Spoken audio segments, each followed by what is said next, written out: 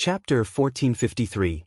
Impact Princess Shuangfu's finely embroidered palace dress was clearly unsuitable, and she had already changed into the attire of the Qingdi nobility. Accompanied by Qiao Xian and Auntie Si, she engaged in conversations with the noble ladies of Qingdi. Even though Qingdi had arranged for servants who could speak the Great Qin language to assist them, communication between the two sides remained somewhat challenging. Thankfully, the ambience at the gathering was genuinely festive. Communication difficulties mattered less when the atmosphere was lively and joyous. Throughout the night, Princess Shuangfu appeared awkward and reserved. Qiao Wei, too, was a bit intimidated by the exuberance of the Qingdi people. However, Qiao Xian stood out from the rest.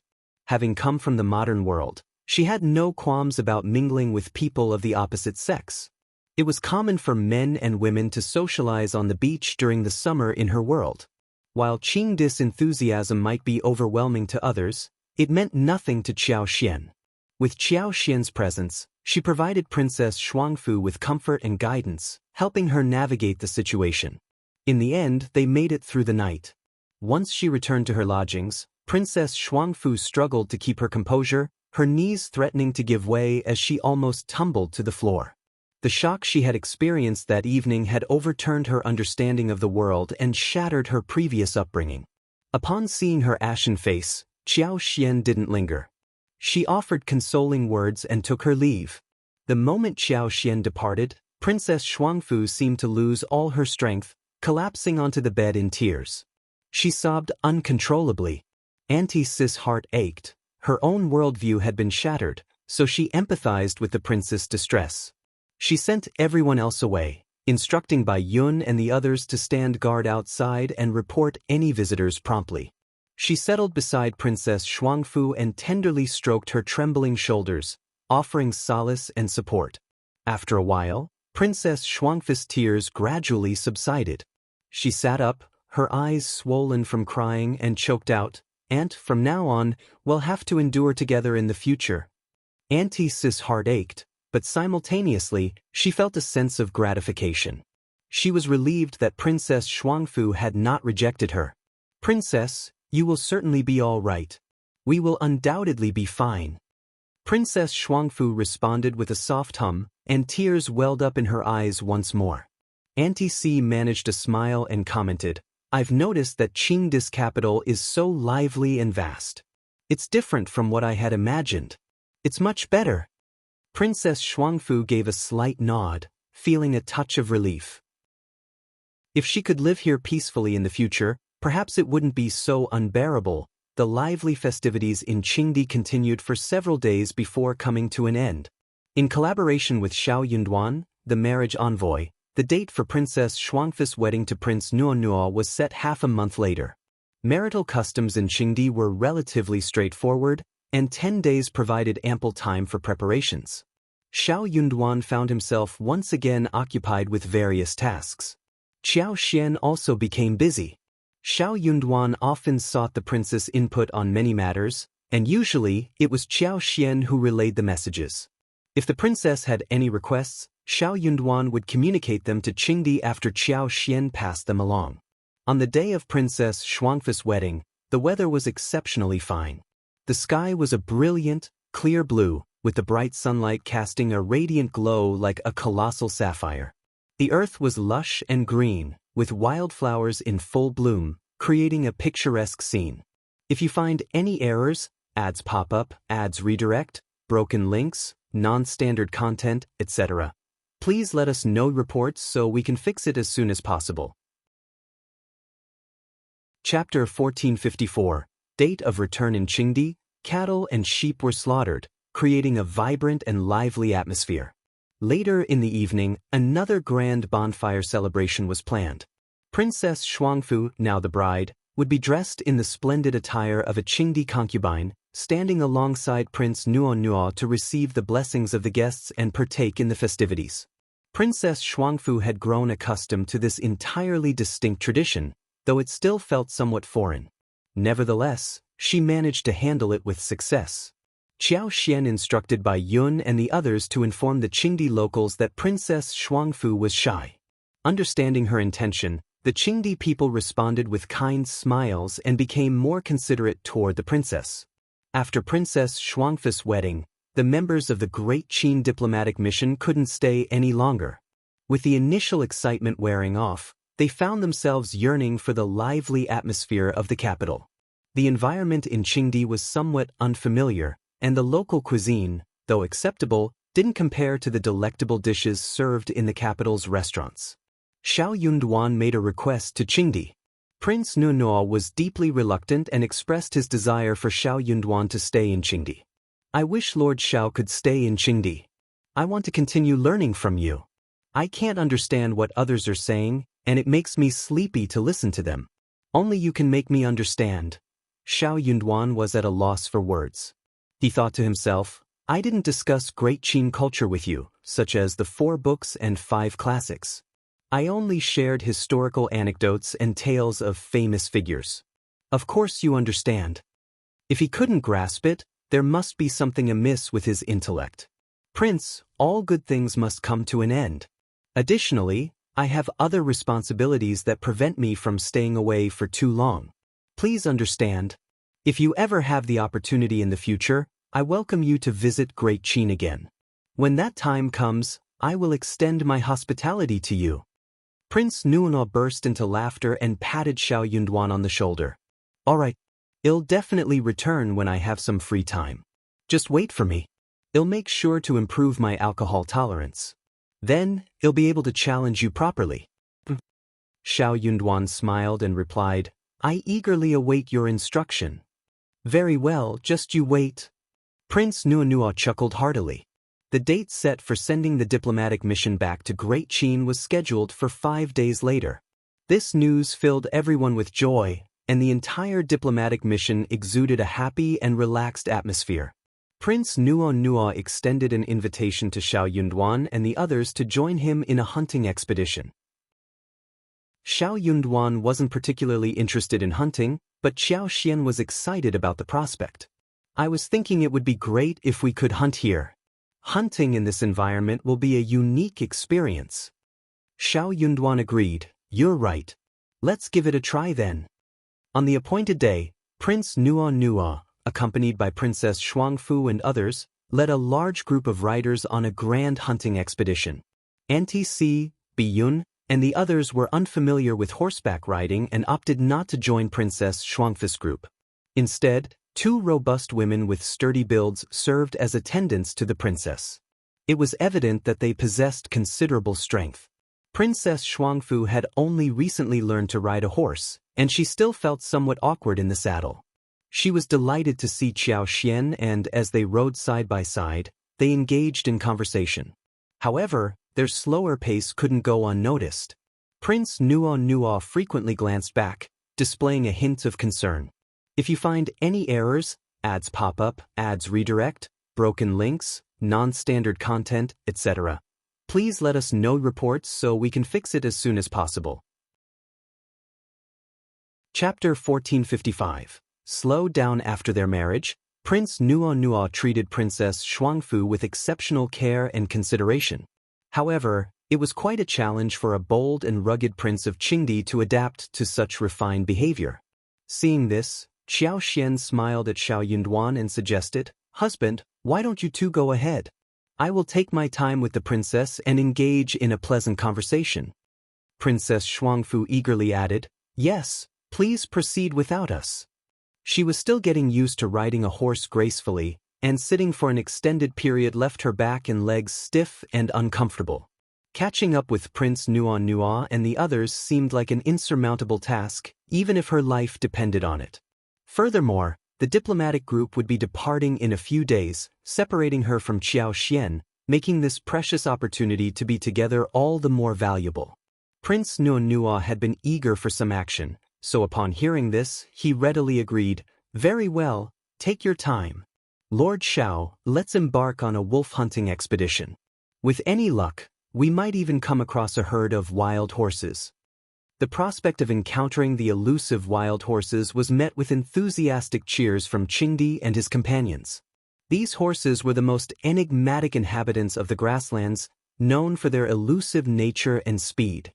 Taming them and making them mounts was a feat that would earn them the admiration of all. The wild horses possessed an incredible sense of pride and spirit. They would rather face death than submit if they felt unwilling to be tamed. Some even attempted to capture a wild horse, only to witness it defiantly resist and starve itself to death. Xiao Yunduan wasn't particularly interested in hunting wolves or wild horses. He would have preferred to stay and converse with his wife. Unfortunately, the circumstances didn't allow for it. With no other option, Xiao Yunduan responded graciously. He glanced at Qiao Xian and smiled warmly, saying, "Enjoy your time with the princess, well, go ahead." Qiao Xian reciprocated the smile, and the two parties went their separate ways. Prince Nuo spurred everyone to hasten their departure, his horse at the forefront, whip held high in anticipation. As the group rode off with their whips raised, Princess Shuangfu observed the scene with a soft sigh. Walking alongside her, Qiao Xian shared a light-hearted chuckle. The prince is refreshingly candid. His straightforwardness is quite reassuring. Princess Shuangfu's demeanor relaxed, and a faint smile graced her delicate features. She gently nodded and responded, "You're absolutely right." Deep down, who hadn't harbored secret fantasies about their future spouse? Who didn't hope for a partner who was handsome, youthful, promising, cultured, and considerate? When reality diverged from these ideal expectations, it could lead to disappointment and regret. Qiao Xian's words brought her a sense of relief. While he might not be meticulous or overly considerate, there was a certain charm in Prince Nuo's straightforward nature. At the very least, there were no hidden motives or complex emotions to decipher. Having distanced themselves from the main group, the two of them strolled leisurely, engaging in conversations about family matters and avoiding any discussion of their impending separation. Occasionally, Qiao Xian would express that he was feeling fatigued and desired a brief respite, or he would suggest that the scenery was worth savoring. Princess Shuangfu appreciated his consideration, understanding that horseback riding wasn't a task suited for women. She couldn't fathom why the Qingdi people held such an affinity for horses, even proudly proclaiming that their children could ride horses by the age of 3. What was there to boast about in such a skill? If you find any errors, ads pop up, ads redirect, broken links, non-standard content, etc., please let us know reports so we can fix it as soon as possible. Chapter 1456. Leisureness. The discomfort and pain were almost unbearable. But unlike Bai Yun and the others, who could find excuses to avoid such hardships, she had no such luxury. She needed to embrace all of it with a cheerful disposition, as it was the only way to endear herself to the Qingdi people and ensure a more comfortable future. No matter how excruciating it became, she had to grit her teeth and persevere. As the emissary's wife, Qiao Xian held a special place of importance, with Prince Nuo's high regard and the king's benevolence. Hence, her treatment under Madame Xiao was undoubtedly favorable. When she claimed to be fatigued and requested a break, both Qingdi and the servants, as well as the guards, had to comply. Even though everyone shared a laugh about how delicate the emissary's wife appeared, necessitating rest for a journey so brief, it seemed she fared worse than a Qingdi 3-year-old child. Thankfully, the Princess of Qin did not exhibit such tendencies. Throughout the journey, they alternated between walking and pausing, traversing a seemingly boundless emerald grassland that stretched as far as the eye could see. Occasionally, they passed vibrant expanses of wildflowers that bloomed extravagantly. Occasionally, eagles soared through the expansive blue sky, and now and then, they observed foxes, marmots, wild cats, grassland rats, wild rabbits, and other creatures darting amidst the grass. Low-flying birds added to the picturesque spectacle, creating a delightful tapestry of life on the lively grassland. Qiao Xian couldn't help but feel that rushing through such breathtaking landscapes was a missed opportunity. They should have taken the time to savor the scenery. Her only regret was the absence of her husband by her side, though she looked forward to their extended time together on the return journey. During their travels, they encountered a stunning lake. The azure waters of the lake were so captivating that it left them in awe.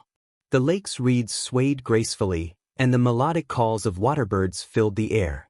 The scene was perfectly picturesque, resembling a painting come to life.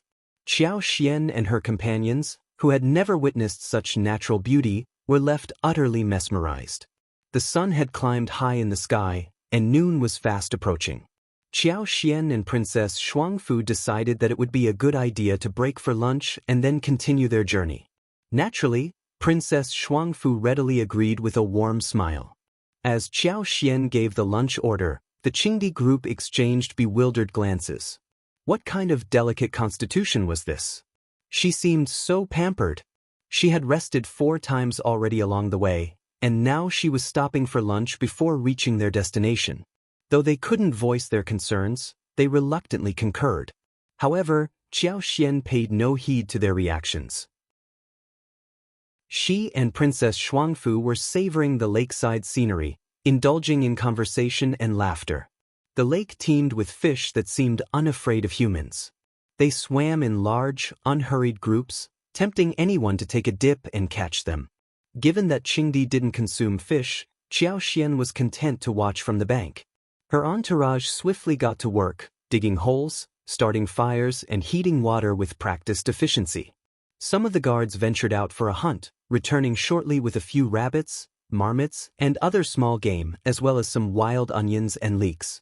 Before long, the aroma of roasted meat filled the air. It was undeniable that they were skilled in these tasks, and the roasted meat was especially succulent and fragrant. Qiao Xian, utilizing her wood element abilities, identified an abundance of herbs in the vicinity, including ephedrine, windproof, sand ginseng, and licorice. It left her feeling intrigued. After enjoying the roasted meat, she expressed her desire to take a horse ride and explore the area.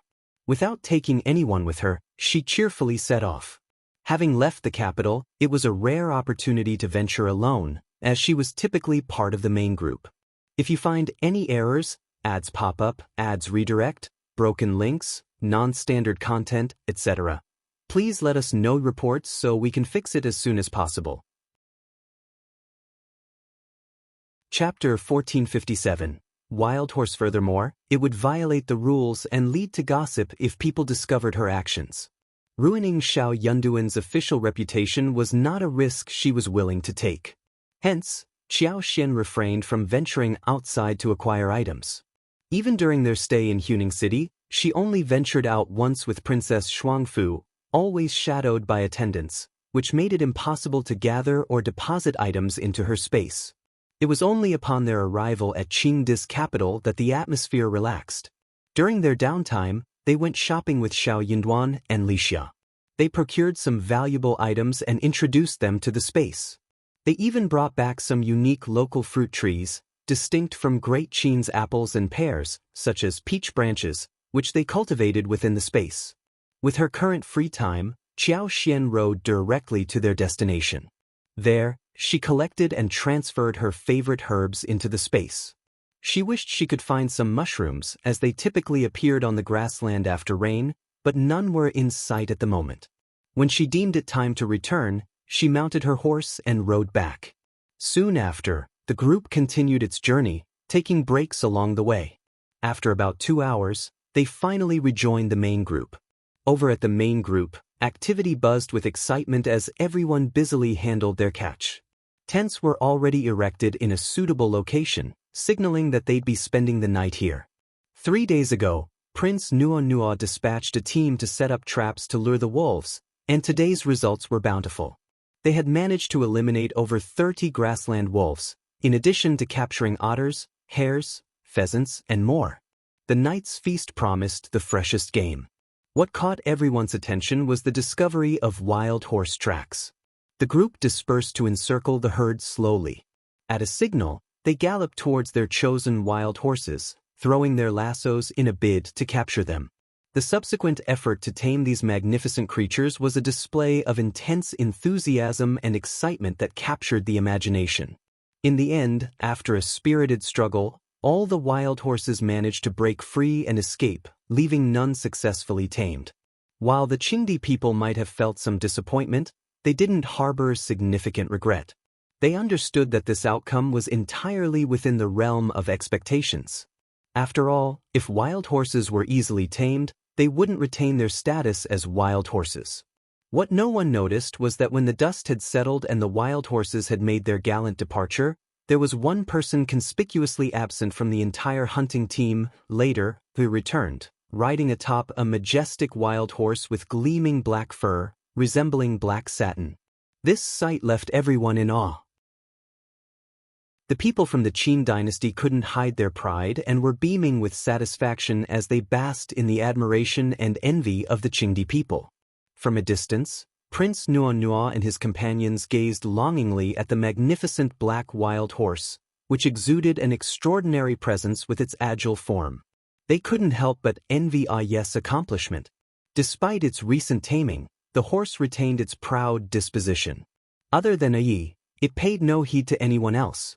The Qingdi people were well aware of the wild horse's temperament and maintained a respectful distance.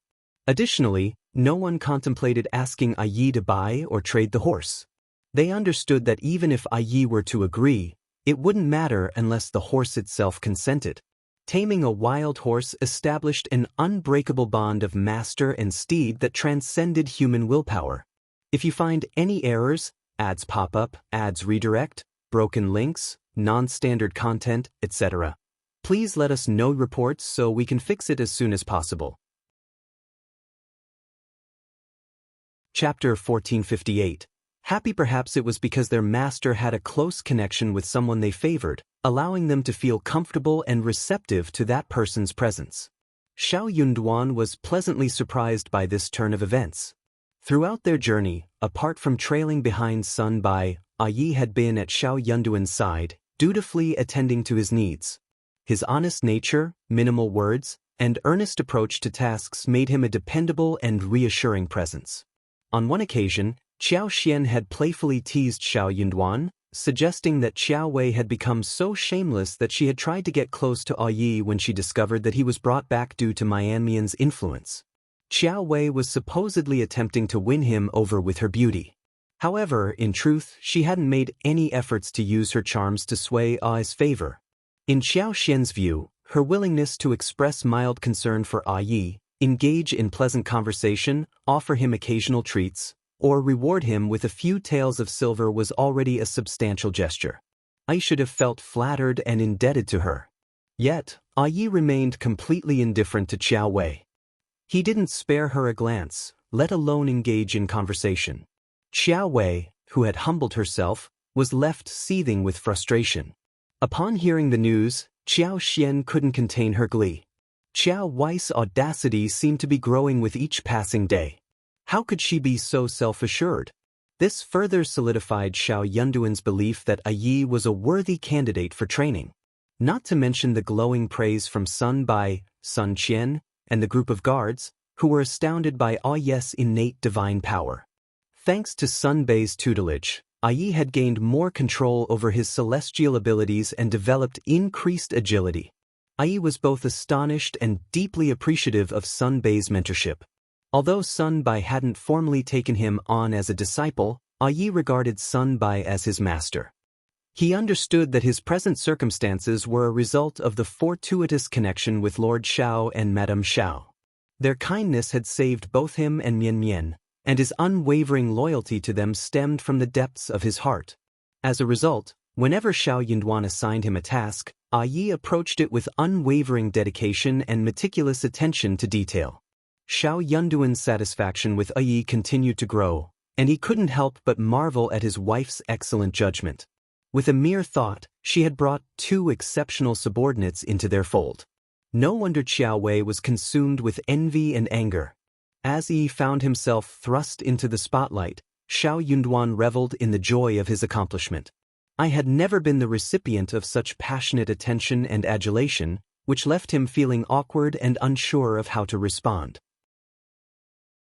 Ai approached Xiao Yunduan with the black horse and said, "Lord, I'd like to offer this horse to you.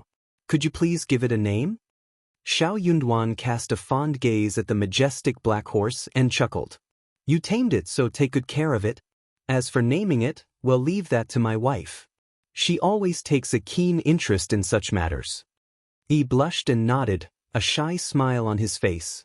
When Qiao Xian, Princess Shuangfu, and the others finally arrived, the atmosphere had calmed down.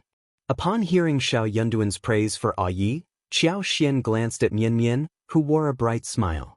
She remarked with a grin, Yi possesses natural strength and has experience in the horse market, making him a fitting candidate for success. It's no surprise that he's been so fortunate. I've always known he's no ordinary individual. If you find any errors, ads pop up, ads redirect, broken links, non-standard content, etc., please let us know reports so we can fix it as soon as possible. Chapter 1459. Naming. When Xiao Yunduan broached the topic of naming the black horse, Qiao Xian's interest was piqued. She playfully tugged on Xiao Yunduan's sleeve and chuckled, "Well then, what are we waiting for, dear? Take me to see it. Mian Mian, let's go." Mian Mian had riding skills, which had brought her along for the day's excursion. She outshone Li Xia and Li Qiao, who were now petrified on their horses, overwhelmed with fear. Mian Mian blushed with delight, nodded, and followed Qiao Xian and Xiao Yunduan. I's affection and care for the big black horse were evident. The untamed and proud steed didn't readily approach humans, and at the moment he was accompanying it behind a small hillock in the distance. He meticulously stroked and groomed its black, satin-like mane, and the big black horse seemed utterly content, elegantly enjoying the attention and occasionally responding with soft snorts. Qiao Xian's eyes lit up upon seeing the majestic horse. She expressed her admiration. "What a stunning creature, this big black horse. You've done a marvelous job." Mian Mian, upon hearing this, beamed with even more joy than if she were the one receiving praise. The two exchanged glances, leaving Yi too embarrassed to smile. He explained, "Madam, Lord mentioned that he'd like you to give the big black horse a name." Qiao Xian was elated. She exchanged glances with Xiao Yunduan and said with a smile, "Certainly, you'll need to ponder it thoughtfully. A magnificent horse like this deserves a name that's anything but ordinary." Mian Mian chimed in, "Madam's choice will undoubtedly be splendid." Qiao Xian drew closer to the big black horse, enchanted by its mane that resembled black satin. She couldn't resist running her hand over it. Xiao Yunduan and Yi were taken aback, almost reaching out to stop her. However, Qiao Xian's hand had already made contact. The big black horse glanced at her briefly, calmly swished its tail, and continued to graze, showing no signs of anger or resistance.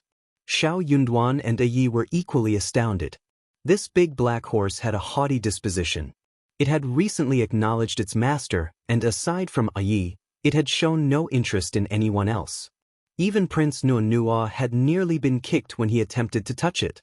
Xiao Yunduan hesitated to approach, fearing he might meet the same fate as others. However, to his astonishment, as soon as his wife stepped forward, she began to caress the horse. Qiao Xian was unaware of what had transpired, but the horse felt so delightful to the touch that she couldn't resist running her hand over its coat. Qiao Xian grinned, "How obedient and endearing it is." Xiao Yunduan was at a loss for words, while Yi was equally surprised. As Qingde's horses served as their sole mode of transportation, Qiao Xian habitually carried pine nuts in her purse. A few remained, and with her mounting delight, she took them out and offered them to the horse. The big black horse sniffed her palm and began eating without hesitation. It even swished its tail in delight and nuzzled its head against Qiao Xian, eliciting her laughter. She waved to Xiao Yunduan, calling, "Husband, come over." Why was he standing so far away? Wasn't the big black horse handsome and attractive? Qiao Xian wondered. Xiao Yunduan smiled and nodded as he drew closer. When the big black horse suddenly looked up at him, he paused in his steps. Yet, as the horse continued to eat pine nuts without paying him any mind, he silently breathed a sigh of relief and cautiously joined them. He didn't dare to reach out and touch the horse, instead standing by and observing. It was already a remarkable achievement for them to be in such close proximity. They were faring much better than Prince Nuo. If you find any errors, ads pop up, ads redirect, broken links, non-standard content, etc., please let us know reports so we can fix it as soon as possible. Chapter 1460. Close. Qiao Xian suggested with a smile, "How about we call it Thunder God?" It sounds imposing and mighty. Yi enthusiastically agreed, saying, Good, good. Hello, Thunder God. Thank you, madam, for the name. From now on, it shall be known as Thunder God. He gently patted the big black horse's head and spoke with a grin, Thunder God, Thunder God. From this day forth, your name shall be Thunder God. Do you understand? Their shared laughter filled the air.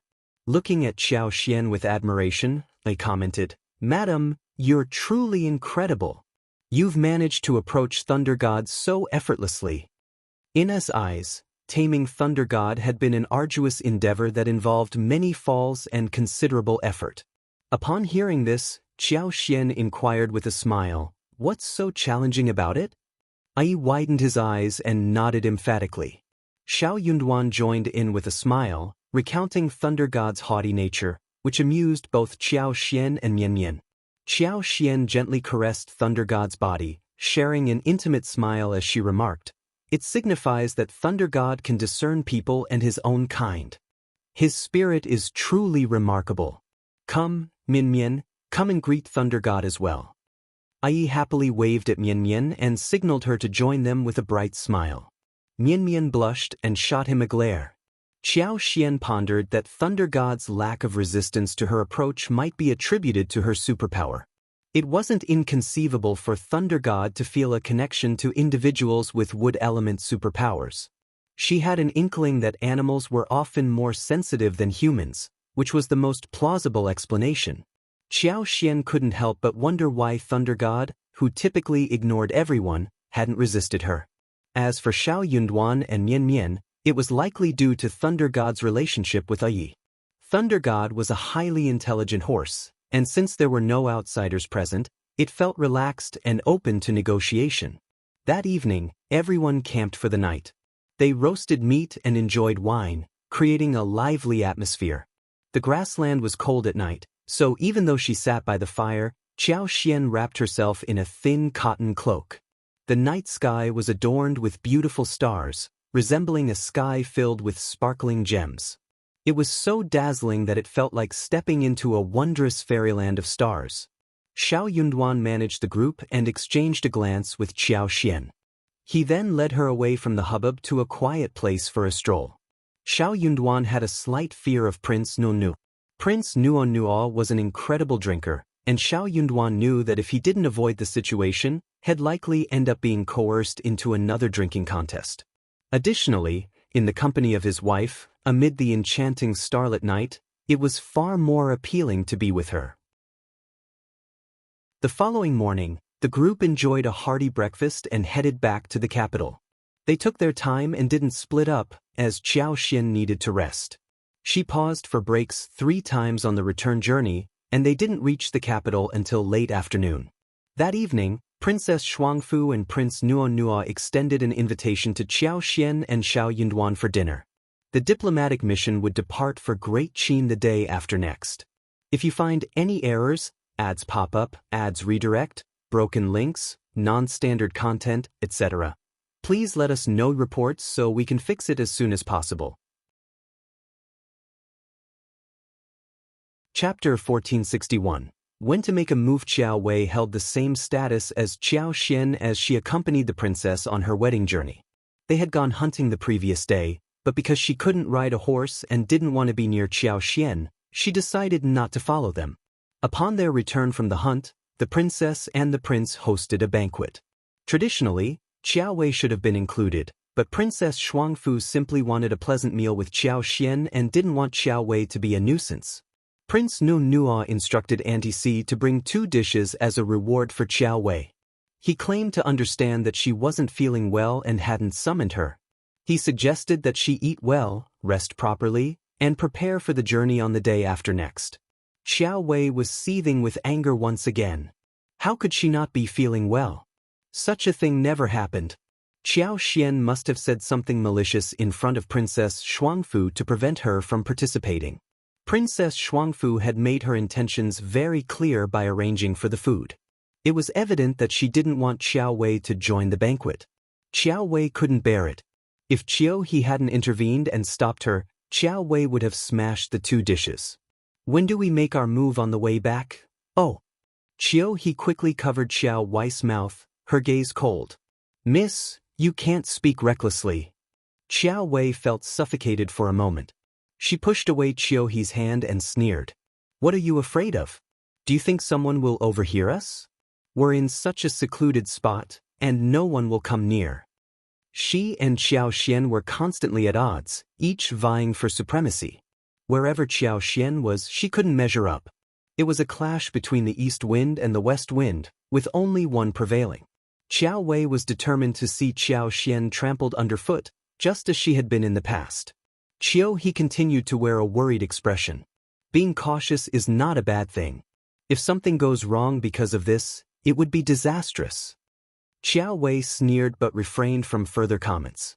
At Princess Shuangfu's gathering, the four of them enjoyed a cheerful and harmonious atmosphere. It was a perfect setting. While eating, Prince Nuonua's eyes gleamed with the desire to share a drink with Xiao Yunduan. However, Xiao Yunduan was the first to speak. He cleared his throat and spoke solemnly, I want drink with you today, or I'll be too hungover to travel. Please forgive me, Your Highness. Princess Shuangfu chimed in with a gentle smile. Yes, Your Highness, it wouldn't be appropriate. Let's save it for another time. Seeing Xiao Yunduan's resolute stance, Prince Nuo reluctantly agreed. Very well, Lord Xiao. Next time I visit the capital, we shall drink together. I'll be looking forward to it. He puffed out his chest and declared, Lord Xiao, just wait. I'll best you next time. Xiao Yunduan could only respond with a wry smile. I'll be waiting. I'll make sure to improve your alcohol tolerance. It's embarrassing to be bested by a scholar. Everyone was left speechless. What was there to compare? The Qingdi people certainly had peculiar priorities. Princess Shuangfu, being a newcomer to Qingdi, felt embarrassed for her husband. She gracefully changed the subject with a smile, initiating a discussion about Qingdi's customs. Qiao Xian and Xiao Yunduan were both genuinely interested in this topic and posed questions to Prince Nuo. The discussion on customs took their attention, and the drinking challenge was forgotten. They spent the evening together until it was quite late. Qiao Xian and Princess Shuangfu engaged in a lengthy conversation. Finally, they exchanged farewells before Qiao Xian and Xiao Yunduan returned to their own quarters. If you find any errors, ads pop up, ads redirect, broken links, non-standard content, etc., please let us know reports so we can fix it as soon as possible. Chapter 1462. Return. Qiao Xian felt a sense of melancholy wash over her. Xiao Yunduan tenderly embraced her and gently patted her back to offer comfort. Princess Shuangfu is already doing quite well. Perhaps leaving the palace is a blessing in disguise for someone as unloved as her. Qiao Xian began to feel a glimmer of relief and managed to force a smile.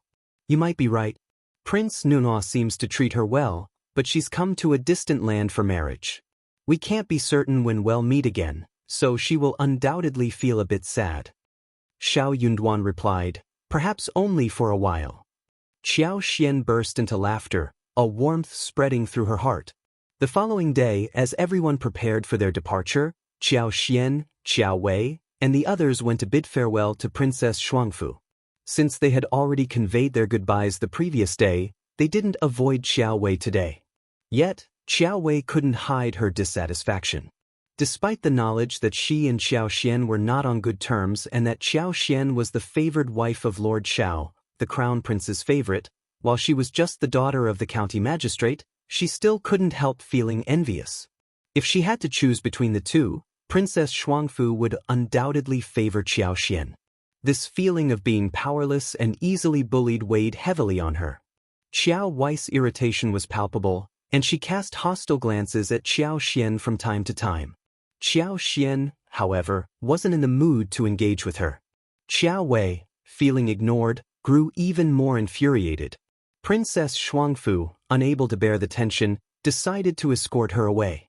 Qiao Wei nearly lost her temper, but she didn't dare to yet. Qiao Xian had her share of blame in this situation, and she longed to return home to make Qiao Xian and Xiao Yunduan taste the bitterness of her wrath. That night, Qingdi organized a grand bonfire party to bid them farewell.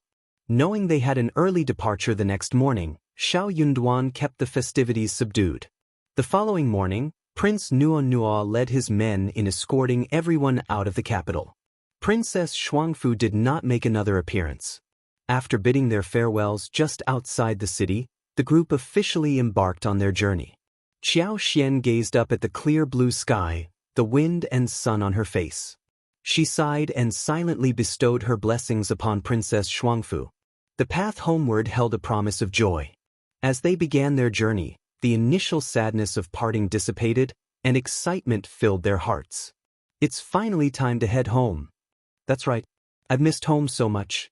I've even dreamt about Beijing a few times. Me too. We can pick up the pace on the way back and aim to reach home as quickly as possible. Yes. The group was in high spirits, covering nearly 200 miles before setting up camp for the night. During the evening, Xiao Yunduan gathered Sun Bai, Sun Qian, Yi, Mian Mian, and Li Xia alongside Qiao Xian. He spoke with a serious tone. With Princess and Prince Nuo no longer with us, I have my suspicions. I believe there may be some ill-intentioned individuals within our group. Besides all of you, I'm not certain whom I can trust. In such an environment, any mischief could lead to catastrophe. Please remain vigilant and attentive. If you notice anything amiss, report it immediately. There can be no delays. If you find any errors, ads pop up, ads redirect, broken links, non-standard content, etc., please let us know reports so we can fix it as soon as possible. Chapter 1463. Discussion. Yi and Mian Mian displayed evident surprise. Sun Bai and Sun Qian grasped the implications behind Xiao Yunduan's words and shared an unspoken understanding. The fourth prince and the Tian family held deep animosity towards Lord Xiao, particularly the fourth prince, who harbored a vehement hatred for Lord Xiao. The Tian family also bore a profound grudge against Madame Xiao. While it wasn't a propitious time to settle scores with Lord Xiao in the intermediary capital, this moment presented a unique opportunity. Any mishap involving Lord Xiao would be something they couldn't easily explain or justify. Moreover, Sun Bai and Sun Qian were fiercely loyal to the crown prince. They recognized that any harm befalling Lord Xiao would be akin to severing one of the crown prince's limbs, which was simply unacceptable. Furthermore, they had accompanied Xiao Yunduan on numerous occasions, deepening their respect and admiration for him. Their camaraderie and trust were substantial, and they were loath to witness any harm come to him. Rest assured, Your Excellency. I'll exercise utmost caution. The individuals I brought from the East Palace are all reliable. I'll instruct them to maintain diligent patrols and shift rotations during the night. I'll make certain not to overlook anything. Xiao Yunduan nodded. However, don't divulge all the details to them. Understood. Xiao Yunduan turned his attention to Yi. Yi, you shall be in the service of Madame from now on. Take good care of her. Qiao Xian interjected, let us stay with you. As long as you are safe, I won't face any danger. Xiao Yunduan chuckled. I'm concerned. Sun Qian added, Madam, I will accompany you. You needn't worry. Yi possesses extraordinary strength and has mastered his skills well. With him guarding you, you can rest assured. Qiao Xian contemplated for a moment. She had Li Xia, Li Qiao, and Mian Mian with her, which would allow her to look after them. As for herself, there was genuinely no reason for concern. In the unlikely event that something did occur, she would rather have no one by her side. Walking through this vast grassland, they were like pre-prepared ropes. If one needed to tie up a dumpling, a group could tie up a bunch of dumplings. There was no pressure at all. After their discussion, the group dispersed. Turning to Xiao Yunduan, Qiao Xian reassured him, Don't worry, dear husband. We'll have a safe journey. I've consulted with a fortune teller, and the master assured us that we are both blessed individuals. This journey won't bring us harm. Xiao Yunduan burst into laughter and refrained from arguing with her, simply nodding. My wife is absolutely correct. You can rest easy. As long as I'm with you, I'll protect you. He squinted as if he were about to say something else, but then he decided against it.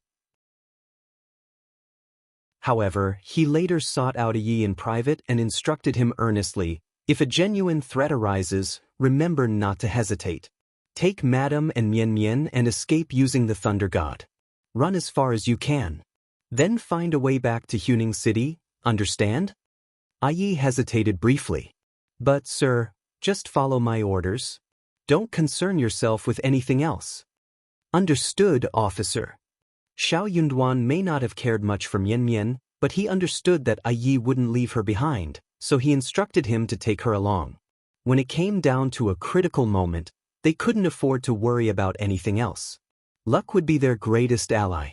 On a separate note, Qiao Xian also approached Yi privately. In case of any emergency, take Mian Mian to Lord Xiao and use the Thunder God to escape. You can inquire and find your way back to Huning City. With the Thunder God, you won't have to fear anyone catching up with you.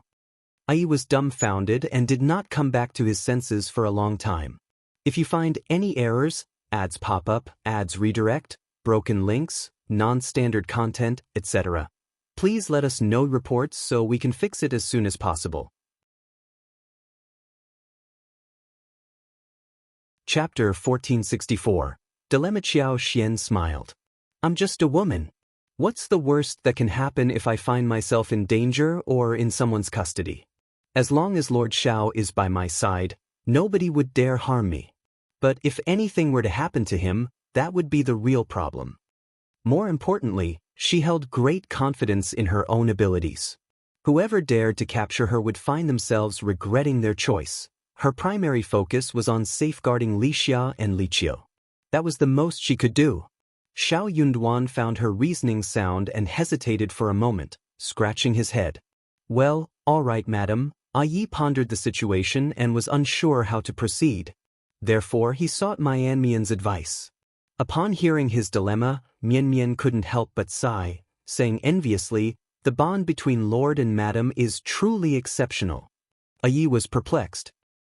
He had come to her for guidance, so why was she making these remarks out of the blue? So, what should I do then? Yi scratched his head. Mian Mian glanced at the Thunder God, torn. Why don't you take Madam and Lord with you? There was no doubt about the speed and allure of the Thunder God. No one questioned its ability to make a swift getaway. If the Thunder God couldn't escape, there was no need to contemplate whether it could escape or not. Yi wore a bitter smile. I wish to do that too, but am concerned that the Thunder God can't accommodate 4 people. Oh, I mean the 3 of you can depart and I'll stay. I need to assist Lord Sun and the others. Mian Mian retorted, what are you talking about? The Thunder God listens to you more than anyone else. If you don't leave, can the Thunder God leave? Take Madam and Lord with you, and I'll figure out a hiding place for myself. No way. Why not? At most, you can return and find me later. I'm just a young girl. Who would even notice me? No, I care. Mian Mian blushed and glared at him, feeling a bit shy. Regardless, I don't want to hear any excuses. Nothing can happen to Lord and Madam. If you're nearby and care about me, then listen to what I say. No, no, no. No one will pay attention to me. No one will care if I hide. I won't be in any danger. Do you think I'm so foolish that I can't even hide? No, but it's a deal. No buts. He couldn't persuade her, and his words couldn't match her eloquence. He felt unconvinced and a bit unhappy, but he couldn't say much in response. He could only sulkily relent. Mian Mian assured him that she could hide, but could she truly remain concealed? He knew that Mian Mian was a clever and resourceful girl, but she was still a young lady, and what if she were discovered and harmed amid the ensuing chaos? Then what would he do? In this world, Mian Mian was his sole friend, and deep in his heart he had long considered her family a bond of mutual reliance. He couldn't bear to contemplate what he would do if he lost Mian Mian. Yi's mood sank, and he struggled with inner conflict, which became evident in his demeanor. He appeared somewhat downcast and preoccupied. Xiao Yunduan soon discerned Yi's troubled state and inquired about it. Though Yi initially intended to keep it a secret, he couldn't withstand Xiao Yunduan's gentle prodding and eventually divulged his concerns with only a few sentences. Xiao Yunduan chuckled. He sighed inwardly, experiencing a mix of emotions, both a sense of fondness and a hint of bittersweetness. His wife was truly something. How could she respond to Yi like that? As her husband, he should be the one protecting her, not the other way around. I'll speak with Madam and handle it. You don't need to worry. Just follow my directions. What? Don't fret. I have a plan of my own. So, Yi decided that it was best not to dwell on it too much. After all, no matter how much he contemplated, he couldn't make sense of it. He might as well simply heed Xiao Yunduan's instructions. If you find any errors, ads pop up, ads redirect, broken links, non-standard content, etc., please let us know reports so we can fix it as soon as possible. Chapter 1465. Deliberately causing trouble in the blink of an eye, more than 10 days had swiftly passed. Over the past 10 days, Xiao Yunduan, Qiao Xian, Sun Bai, and Sun Qian remained vigilant, yet they could not detect anything amiss. However, Xiao Yunduan's occasional reminders ensured that nobody let their guard down. Qiao Xian, in particular, frequently employed her extraordinary abilities to survey their surroundings. She did so before their morning departures, during the midday breaks, while setting up camp in the evening, in the dead of night, and during the early morning hours. Yet, her scrutiny revealed nothing out of the ordinary. The vegetation had thrived and teemed with vitality during this time. It was when her superpower was at its peak, pulsating with energy. The expansion of the farmland within her space, which had been stagnant during the winter, was now progressing rapidly. Their total land had increased to about 3,000 mues, and by winter, it was estimated to reach 4,000 mues. 4,000 mues of land provided an ample canvas for cultivation. With the reduced maturation period and significantly enhanced yields, the results were nothing short of astonishing. Qiao Xian harbored no doubt that Qiao Wei and Qiao He, who didn't resemble mere maids, had joined the wedding party with more than simple well-wishing intentions. Qiao Wei's deep-seated resentment toward her made it clear that vengeance was the driving force behind her presence. Each encounter with her stoked this enmity, making every moment unbearable. Recognizing her own fiery and impulsive nature, Qiao Xian intentionally sought out Qiao Wei and provoked her in an attempt to elicit a revealing response. Along the way, Qiao Xian persistently pursued Qiao Wei, who, in turn, evaded her advances. Though visibly irritated and contorted with frustration, Qiao Wei managed to restrain herself, resisting the urge to lash out in anger. Qiao Xian couldn't shake the feeling that something was amiss. Around noon, Qiao Xian spotted Qiao Wei and Qiao He near a nearby stream, where they were washing their hands and refreshing their faces. With a smile on her face, Qiao Xian rounded the corner, accompanied by Li Xia, Li Qiao, and Mian Mian. Gently pushing Qiao Wei, Qiao Xian took her by surprise. Startled, Qiao Wei let out a scream and lurched forward. Although Qiao He managed to pull her back in time, she still ended up stepping into the shallow water, soaking half of her intricately embroidered shoe. The corner of her skirt also got wet. Qiao Xian, what do you think you're doing? Qiao Wei's anger flared. Qiao Xian responded with a calm smile. My apologies, my hand slipped. Huh? You did that on purpose? No, Qiao Xian replied with a helpless smile. If I had done it intentionally, I wouldn't have used such little force to push you into the river. Why would I do that? You. Qiao Wei gritted her teeth, convinced that Qiao Xian was deliberately taunting her. But it was too embarrassing to voice her suspicion, so she kept silent. What's the matter with you? Qiao Xian gave her a disdainful look, as if she couldn't be bothered by Qiao Wei's inner turmoil. She taunted, You have a twisted mind, thinking everyone is as devious and suspicious as you are. Heh, this is your specialty. Qiao Wei's face darkened, and her breathing quickened. You're just a pretender, aren't you? Qiao Xian sneered. A two-faced hypocrite. Gritting her teeth, Qiao Wei warned, Just you wait. You, miss, let me assist you in returning to change your shoes, Qiao He offered, firmly grasping Qiao Wei's arm. If you find any errors, ads pop up, ads redirect, broken links, non-standard content, etc., please let us know reports so we can fix it as soon as possible. Chapter 1466, Can't take it anymore. Qiao Wei fixed a piercing glare on Qiao Xian and sneered, continue being arrogant. I'd like to see how long your arrogance lasts. You're quite familiar with those words, aren't you? Maybe you should reflect on them yourself. Miss, let's depart. Qiao, he cast a reproachful glance at Qiao Xian before assisting Qiao Wei away. Qiao Xian blinked, her gaze lingering on Qiao He's retreating figure. Meanwhile, Li Xia, Li Qiao, and the others engaged in light-hearted banter. Qiao Xian smiled and remarked, I'll go wash my hands. Enjoy your rest.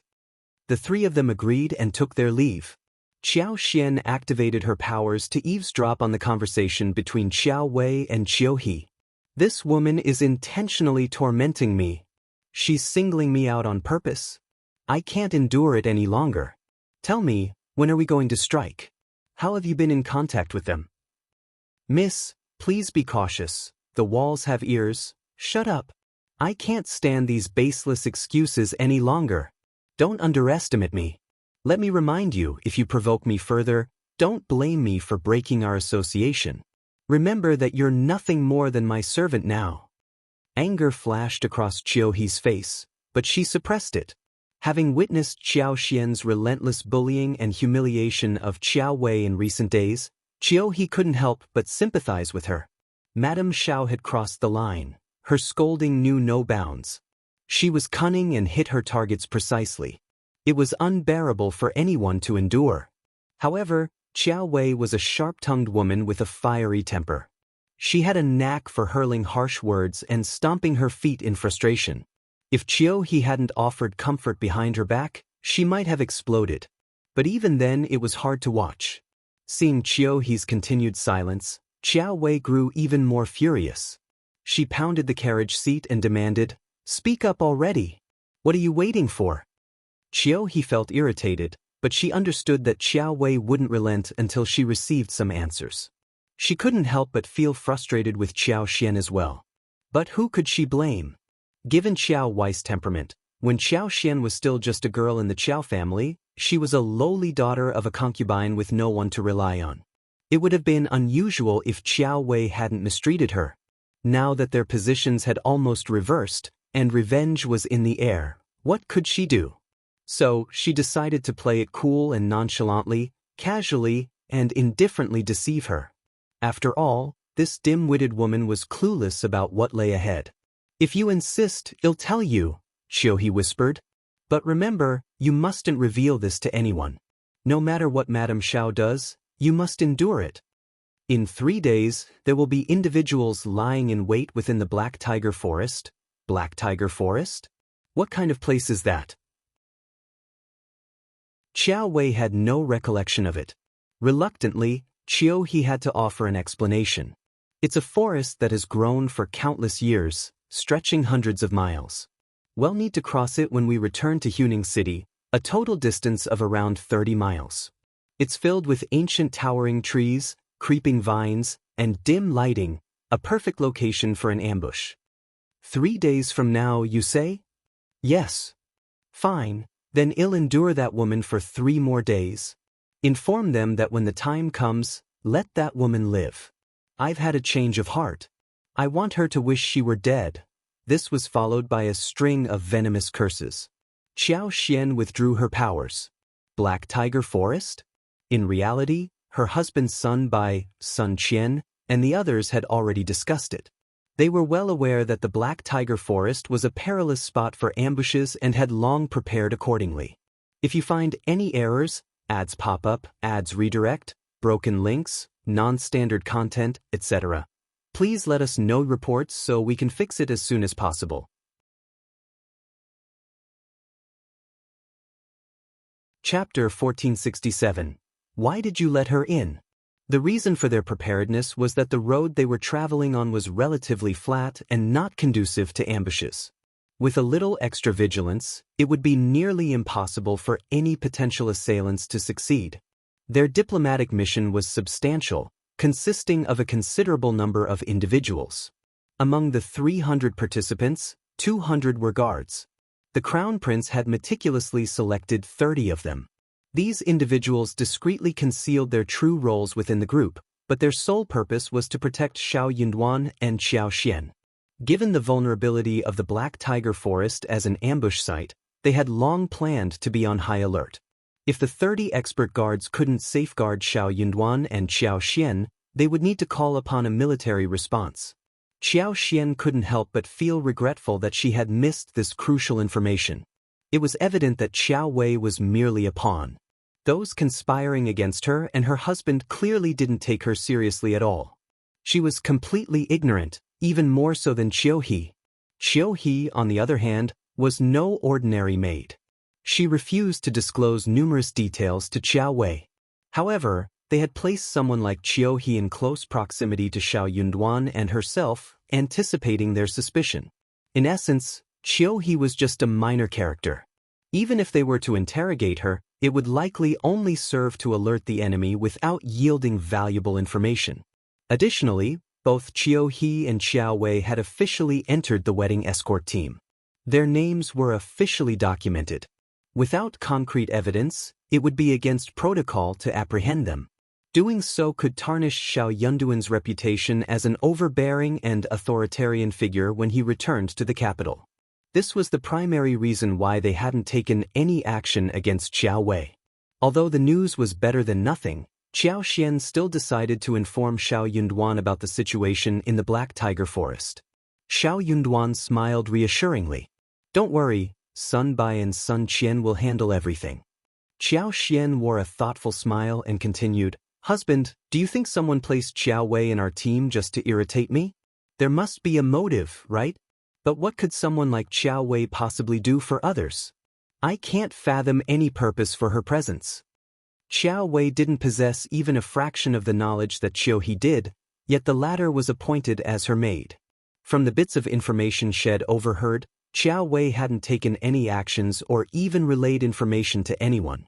So, what role could she possibly play in this team? Why had she been included? Xiao Yunduan also began to mull over the matter. What you're saying does raise questions. Upon closer consideration, it did indeed seem peculiar. The fourth prince and the Tian family wouldn't have introduced someone into their ranks just to incite disgust. Qiao Wei was nowhere near Qiao Xian's league, so she lacked the qualifications to be a source of irritation. They won't be useless. Qiao Wei must serve a purpose within this team.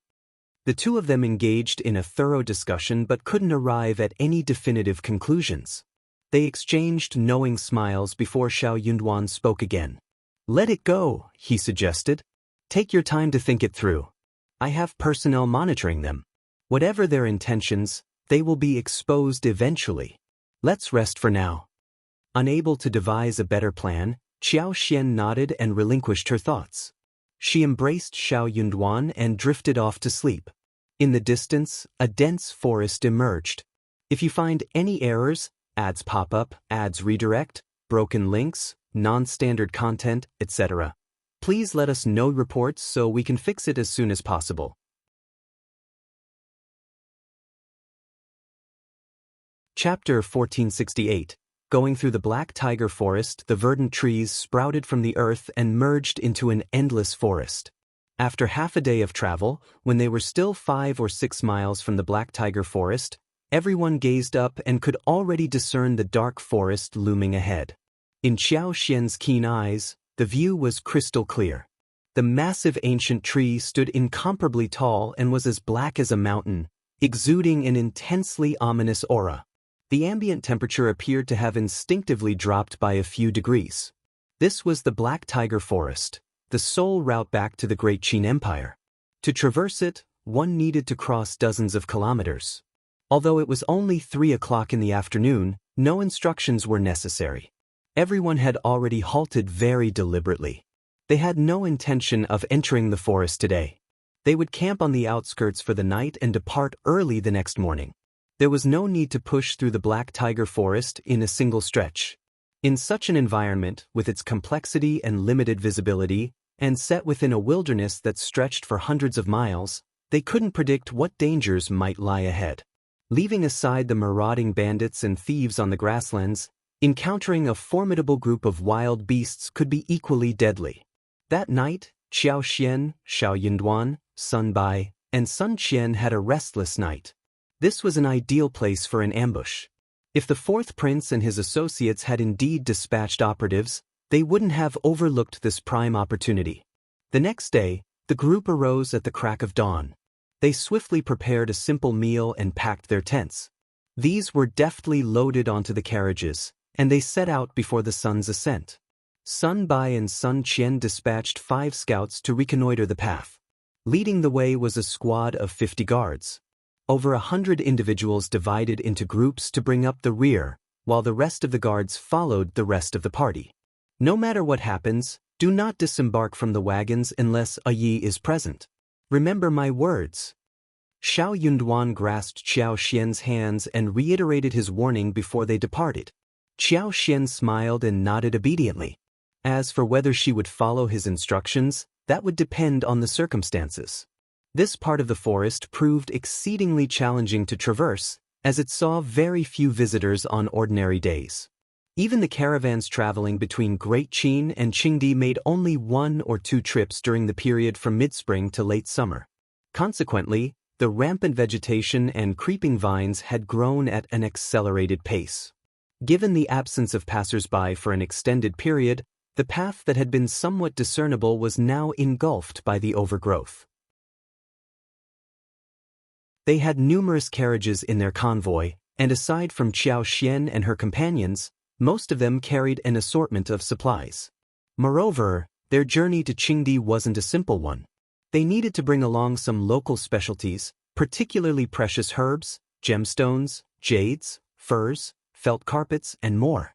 Some of these items had been purchased, while others were gifts from Qingdi to the emperor and tokens for Xiao Yunduan. This explained the presence of 60 carriages in the group. Xiao Yunduan had issued strict instructions, specifying that each person was only allowed to purchase a limited number of items. Otherwise, it was conceivable that the number of carriages would double. After all, the various gemstones like rubies, sapphires, tourmaline, malachite, jade, turquoise, cat's eye jewelry, lapis lazuli, and others were exceptionally affordable in Qingdi. The leather goods were even more reasonably priced. Once these items were transported back to the capital, their value would increase by at least 5 to 10 times. Even Qiao Xian had acquired a considerable number of gemstones, discreetly storing them in her spatial pocket. She had even procured several high-quality diamonds. If you find any errors, ads pop up, ads redirect, broken links, non-standard content, etc., please let us know reports so we can fix it as soon as possible.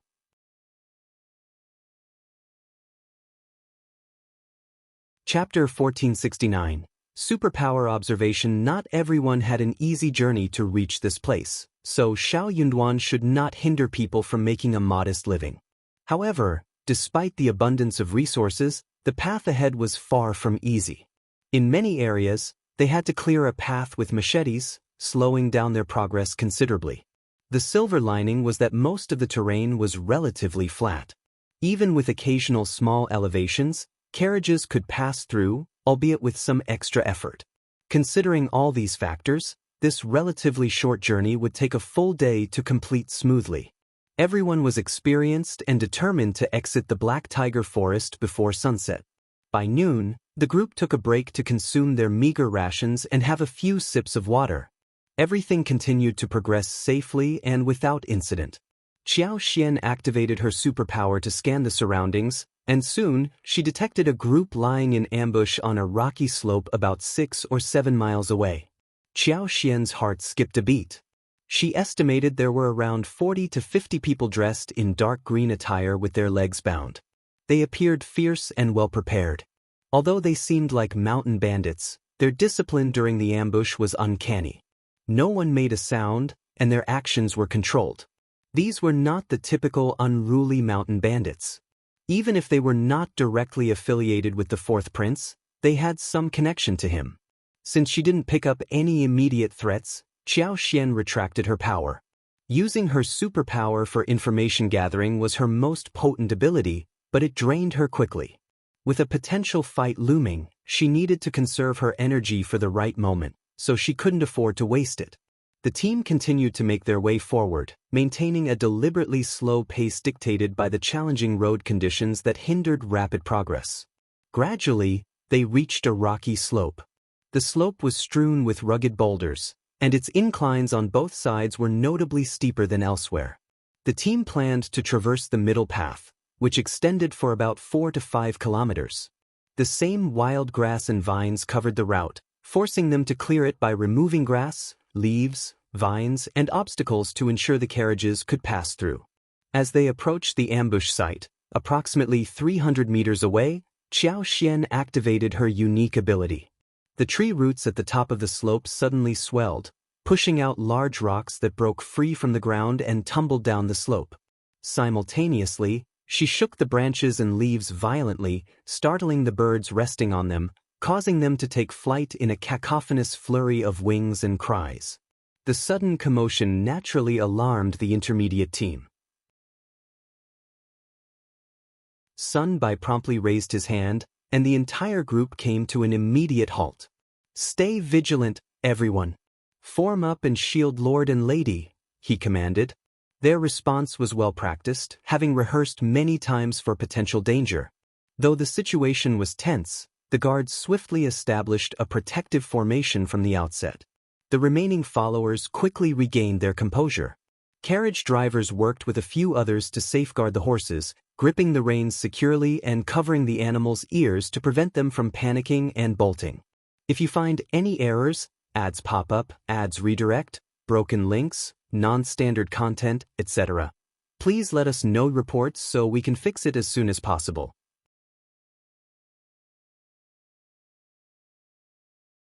Chapter 1470. The rest of the group swiftly huddled together, using the carriages as cover. The guards unsheathed their weapons, forming a disciplined defensive formation. The ambushers, dozens in number, cursed their ill luck. What kind of fortune was this? A successful ambush should have capitalized on catching their prey unawares. But now, due to this series of movements and commotions, even if the other party hadn't detected them, they must be on high alert, rendering the element of surprise obsolete. Attack! One can only imagine the shock and frustration coursing through the leader's veins. With a resounding battle cry, he brandished his gleaming machete and led the charge. The others, similarly aggrieved and incensed, joined the chorus of war cries, drawing their weapons and charging forward. Charge! Take them down! Engage! Qiao Xian once again activated her superpower, causing a few of the attackers to stumble carelessly, tripping over stones or vines in their rush, letting out cries as they tumbled forward. Some fared even worse, colliding with rocks, nearly shattering their knees, tears streaming from the pain. Onlookers, the brothers included, halted in their tracks, bewildered by the scene that unfolded. Wasn't this a bit too clumsy? How could they be so careless? It seemed like an ill omen. The assailants grew even more impatient and enraged. As they charged forth, impatience colored their approach. When Sun Bai, Sun Qian, and their comrades witnessed this formidable horde charging like a pack of wolves and tigers, bellowing and eager for combat, they remained resolute, though not particularly surprised. As they navigated the Black Tiger Forest, their senses remained keen, anticipating that something might occur within its shadowy depths. Now, with the impending threat finally manifesting, they were not only shocked but also felt a sense of readiness. Upon witnessing the charging adversaries, Sun Bai's lips curled into a cold smile, and he bellowed, "Prepare to engage." Leading the guards, he lunged forward to confront their opponents. Xiao Yunduan and Qiao Xian occupied separate carriages, necessitating that Sun Bai and the others relay information to him, rendering Qiao Xian's presence potentially inconvenient. Xiao Yunduan disembarked from the wagon and approached Qiao Xian's carriage. "My love, fear not. The assailants are not numerous. I believe Sun Bai, Sun Qian, and their team can handle them." Zhe, without engaging the enemy directly, stood guard at Qiao Xian's carriage alongside 7 or 8 other guards, keenly observing the unfolding battle. Qiao Xian, struggling to complete her task due to her dwindling energy, displayed a pale countenance when Xiao Yunduan approached. Misinterpreting her demeanor as fear, he sought to console her. Observing the battle and noticing Sun Bai, Sun Qian, and their comrades effectively holding their ground, Qiao Xian withdrew her power, mustering a forced smile in Xiao Yunduan's embrace. "I'm not frightened. I trust Guard Sunday. Please don't worry, my dear." Xiao Yunduan whispered, "I'm here for you." Qiao Xian smiled, gradually regaining her composure. The skirmish continued for about half an hour. Evidently, the assailants were aware of Xiao Yunduan's location and attempted to approach the carriage, but were thwarted by the staunch resistance from Sun Qian and his team. Observing that while the guards grew bolder in their defense, they also incurred significant casualties, the leaders sounded a whistle. In the blink of an eye, the assailants dispersed, vanishing from the scene. If you find any errors, ads pop up, ads redirect, broken links, non-standard content, etc., please let us know reports so we can fix it as soon as possible.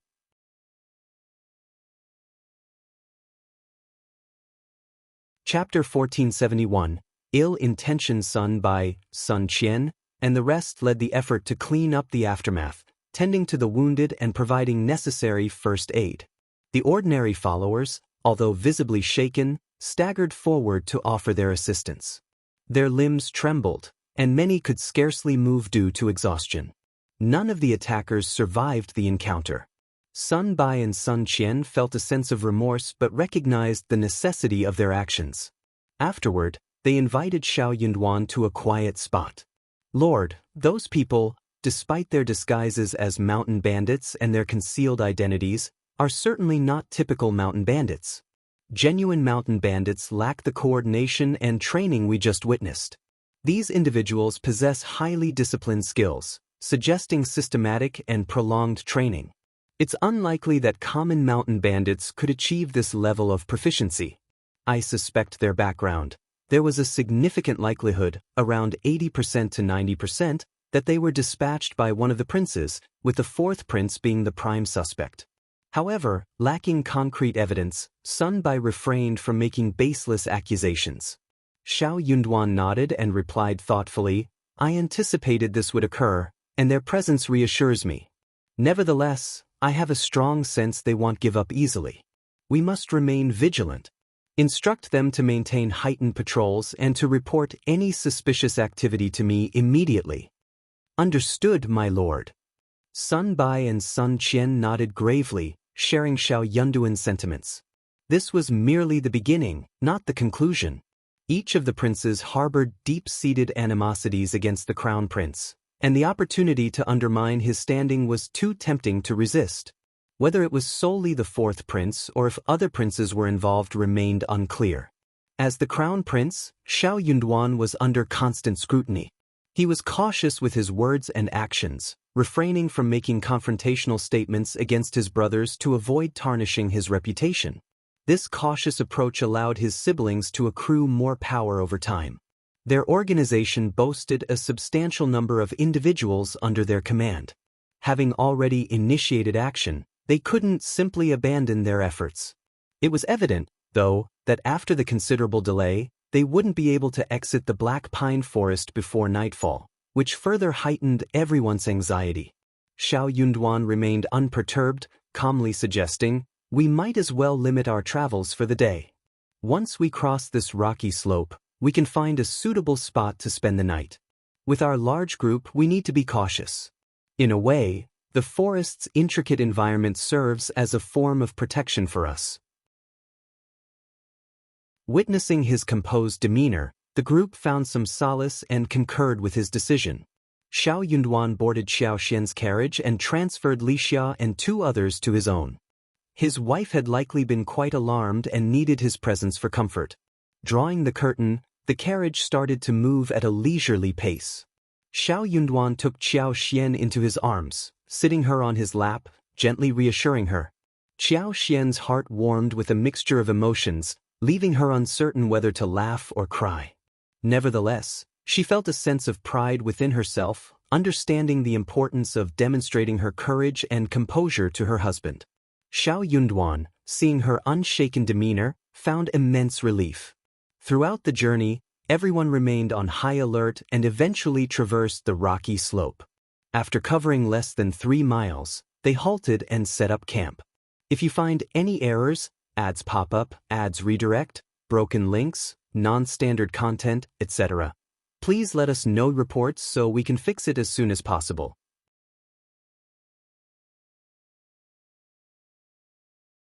Chapter 1472.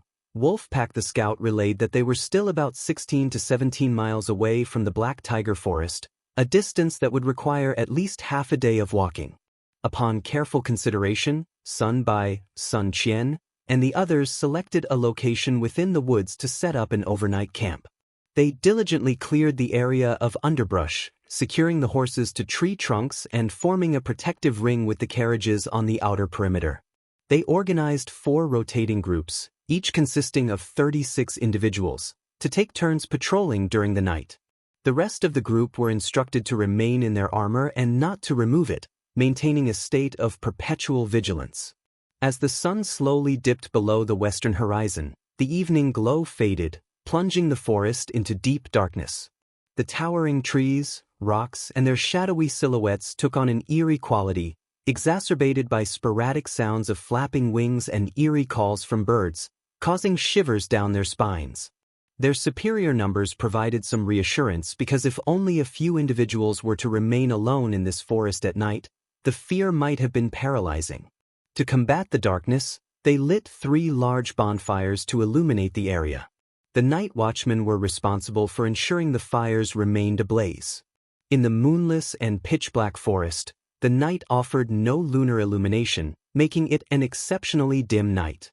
On this particular night, Qiao Xian refrained from using her power to survey the surroundings. Her powers consumed significantly more energy during the night compared to daylight hours. Furthermore, she believed that the assailants would not return so promptly after their initial encounter. If they did, Sun Bai, Sun Qian, and the others had taken thorough precautions, leaving little room for concern. As anticipated, the night passed without any disturbances from the attackers, but they faced a different threat, a pack of wolves. Over 100 adult gray wolves, howling in the middle of the night, aggressively descended upon their camp. It seemed as though the wolves cared not for their own lives, driven by an insatiable aggression. A sudden sense of alarm rippled through the camp, instantly thrusting everyone into a heightened state of vigilance. Qiao Xian swiftly employed her superpower to assess the situation, and thankfully, she detected only a pack of wolves with no human presence trailing them. These wolves exhibited highly unusual behavior, suggesting they might have been drugged with some sort of stimulant. Their ferocious howls and reckless charges threw the camp's guards into disarray, and several of them sustained bites. Under the coordinated command of Sun Bai and Sun Qian, the group eventually repelled the wolf pack after approximately an hour of intense combat. A collective sigh of relief echoed through the camp. They ignited torches to survey the scene and treat the wounded. Numerous ordinary followers were deeply shaken, huddled together in pairs or trios, consoling one another through sobs and discussions. Among the distressed individuals, one woman's screams and cries pierced the night, distinguishing her from the rest. While others cried quietly, she wept with such intensity that she seemed on the brink of screaming to the heavens. This woman was none other than Xiao Wei. During this tumultuous moment, Xiao Yunduan had gone to confer with Sun Bai and Sun Qian. Qiao Xian took it upon herself to console the frightened individuals, assess injuries, and instruct Li Xia and Li Qiao to prepare the necessary medicines. Upon hearing Qiao Wei's anguished cries, Qiao Xian furrowed her brow and summoned Mian Mian, saying, "Let's go see what's happening." Mian Mian acknowledged the command, and Yi swiftly trailed behind. When they arrived at the scene, a crowd had gathered around Xiao Wei. As Qiao Xian approached, the crowd dispersed, making way for her. "Madam Xiao, if you find any errors, ads pop up, ads redirect, broken links, non-standard content, etc., please let us know reports so we can fix it as soon as possible."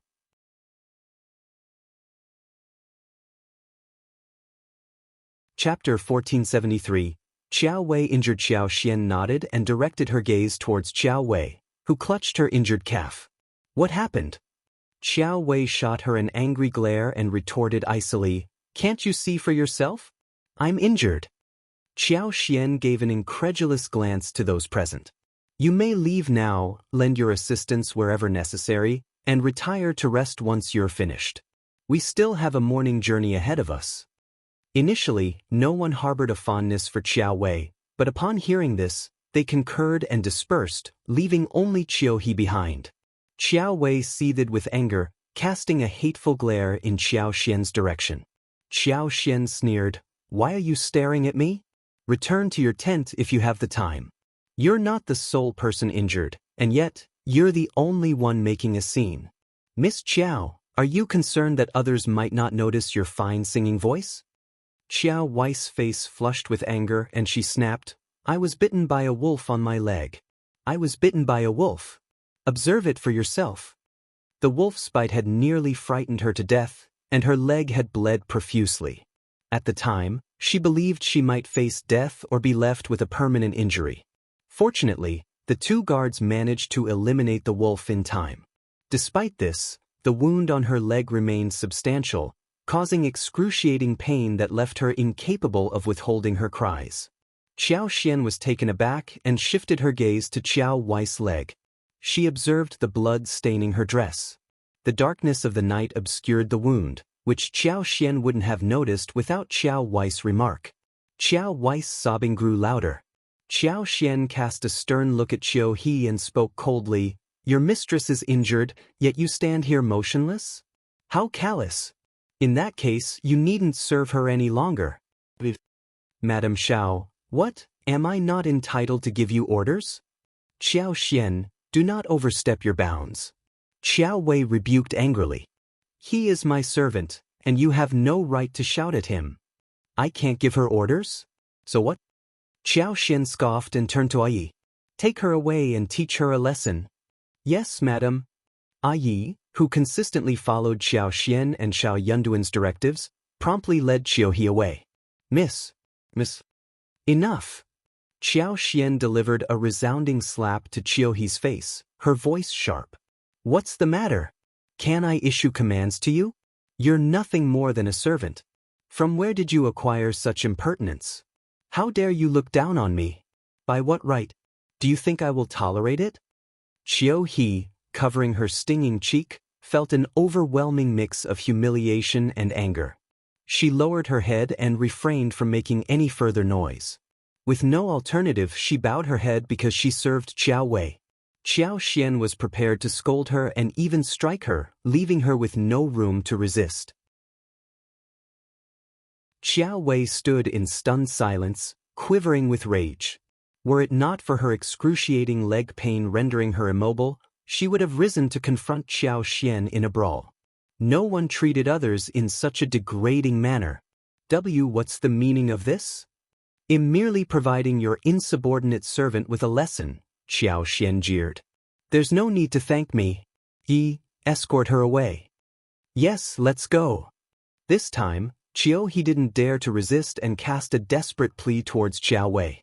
However, Qiao Wei merely fixed a glare on Qiao Xian and chose not to utter a word. She was well aware that Qiao Xian had no intention of giving her any face. Would saying anything change Qiao Xian's mind? Qiao Xian was merely seizing an opportunity to ridicule her. Why should she demean herself?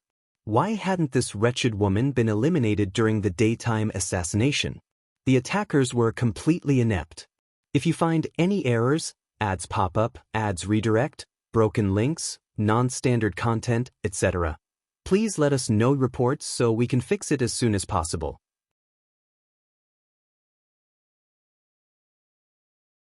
Chapter 1474. On purpose, Qiao Xian instructed Mian Mian, retrieve the medicine.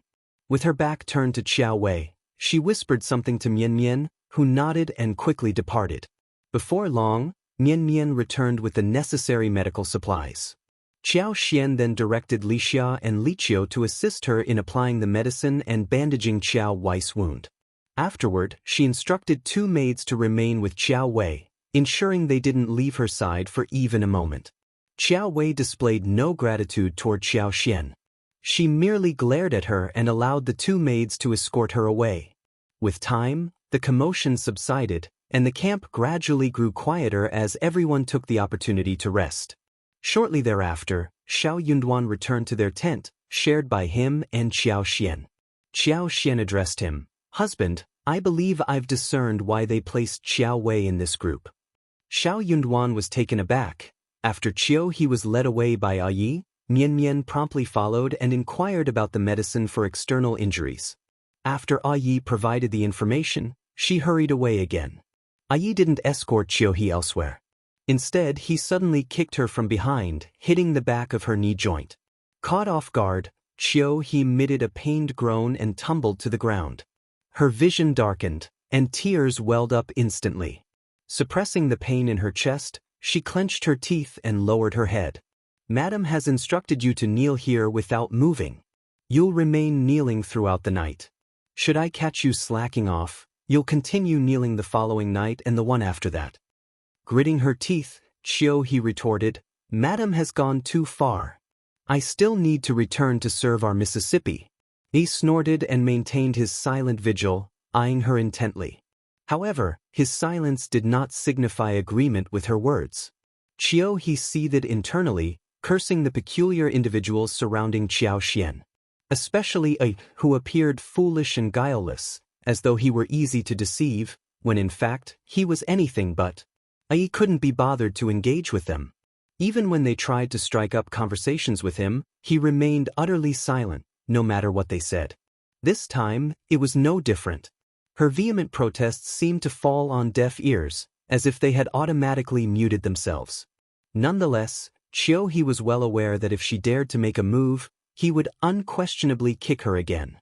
Suppressing her fury, Qiao He deliberately adopted a pitiable countenance. She lifted her head to gaze at Yi. "My leg is wounded. Could you please provide me with some external injury medicine for treatment?" I glanced at her but continued to maintain his silence. Qiao He put on a forced smile. "I have no choice but to heed Madame Xiao's directive.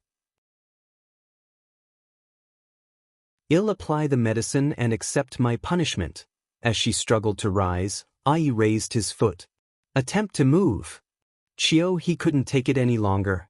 Her knees turned weak, causing her to tumble heavily onto the rugged ground once more. Her vision dimmed, and tears nearly welled up again. "Is Madame truly so heartless? My legs will be ruined if I continue kneeling like this throughout the night." Yi remained unmoved, silently thinking to himself, "You deserve to have your legs ruined. A servant like you remained unscathed while your mistress got hurt. How would you complain once I've maimed your leg? It was only fair." He kept his gaze fixed on Qiao He until the entire area was tidied up before returning to his rest. Prior to departing, he didn't neglect to issue a threat. "Don't move or else mph." Qiao He seethed with resentment. Following Yi's departure, although she didn't dare to leave, she promptly seated herself on the ground. "If you find any errors, ads pop up, ads redirect, broken links, non-standard content, etc., please let us know reports so we can fix it as soon as possible."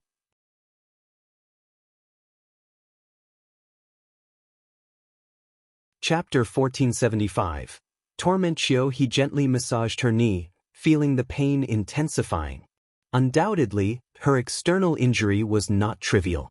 However, she didn't have any medical supplies on her, but there was some external injury medicine in the carriage. Qiao He scanned her surroundings and signaled a guard to approach. She beseechingly asked for some external injury medicine. The guard glanced at her and tossed a bottle of medicine her way. Overflowing with gratitude, Qiao He hastily applied the medicine. The mountain night was chilly, with temperatures a few degrees lower than elsewhere due to the extensive forest. Qiao He trembled as she discreetly requested an additional cloak. Though not as cozy as being wrapped in intense blankets, it would at least provide some defense against the cold. Shivering, she remained huddled in a ball throughout the night. The following morning, she was jolted awake by a sudden, searing pain. Yi had kicked her wounded leg. In a daze, she yelped and snapped awake. "You," Yi declared, "Madam ordered you to kneel throughout the night as a punishment for your negligence.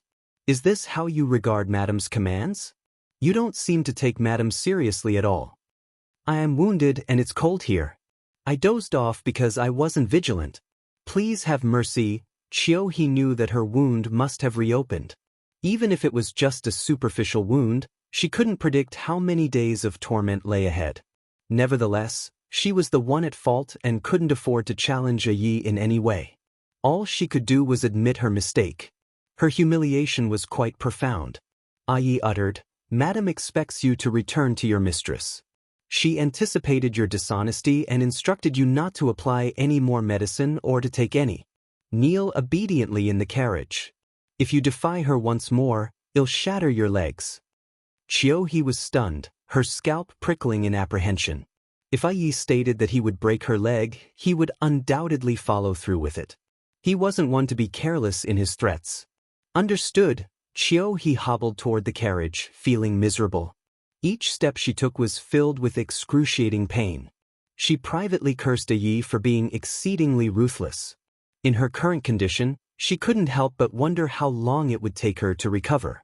Upon her return to the carriage, she was surprised to see two maidservants attending to Qiao Wei. Frowning, she said, "Our miss doesn't need you to serve her. Please."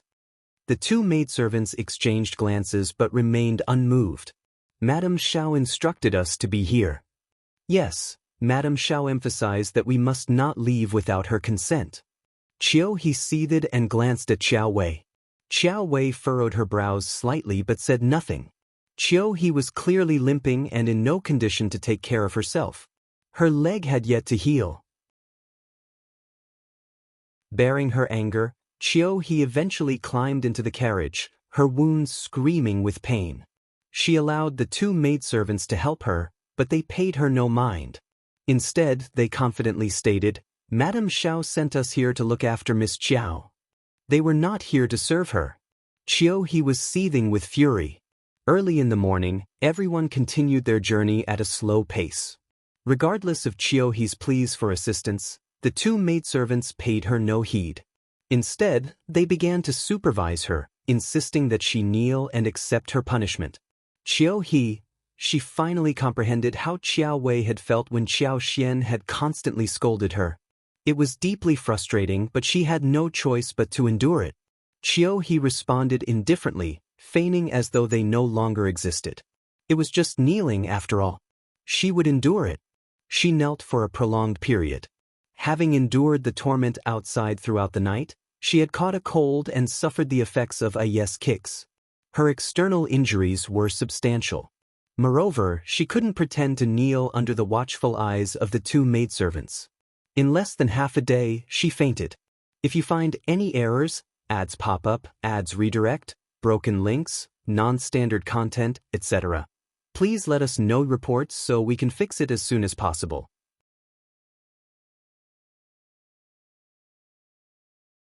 Chapter 1476, Can't understand. By the time Qiao he slowly woke up, half a day had passed. The entire team had already walked out of the Black Tiger Forest. Qiao Xian asked Yi to pass the message, saying that she was going to show her some mercy, so she did not need to kneel down. Qiao he gritted her teeth and thanked her. At this moment, her legs were already aching and numb, and she had almost lost consciousness. Her head was dizzy, and her body felt cold and hot. It was extremely uncomfortable. However, the two maidservants acted as if they did not see anything and refused to even pour her a cup of hot water. Qiao he was angry and hateful, so she could only endure it. Deep down inside her heart, she could not help but wonder what she had done to offend Madame Xiao. It was not enough for her to make trouble with Qiao Wei. Why did she make trouble with her, the maid? It could only be said that Madame Xiao was too free. Either she was frightened and deliberately took it out on them. The group of people finally left the Black Tiger Forest safely. All of them were energized and heaved a sigh of relief. The primordial old lady in the forest was lush and gave off a strong sense of oppression. Everyone wished that they could get as far away from it as possible. After walking out, they only took a short rest and ate something before immediately starting their journey again. Only half a day had passed. They could still walk for another half a day. This road was much easier to walk. They could walk far in half a day. After the discussion, Sun Bai and Sun Qian reported to Xiao Yunduan and suggested that they should keep a steady pace for the next few days. There's clearly something wrong with those gray wolves in the middle of the night. I don't dare to say if everyone will be able to sleep peacefully every night in the future. At night, they won't be able to sleep well. If they're in a hurry to travel during the day, even someone made of iron won't be able to last for more than a few days. If any negligence is caused, the consequences will be unimaginable. They all remembered that the wolf pack was the only one who attacked in the middle of the night yesterday. There was no one. In the battle in the morning yesterday, more than half of the other party had escaped. At this moment, they did not know where they were hiding, waiting for them to kill their way out when they were tired and negligent. Xiao Yunduan nodded. You're right. According to the normal schedule, we will reach Huning City in almost 20 days, right? If we travel at full speed, we will need about half a month. There is no need to fight for these days. If you don't have a good night's rest, you should slow down. You just need to return to Huning City within a month. Everyone was tired yesterday and didn't rest well at night. Pass down the order to camp early today.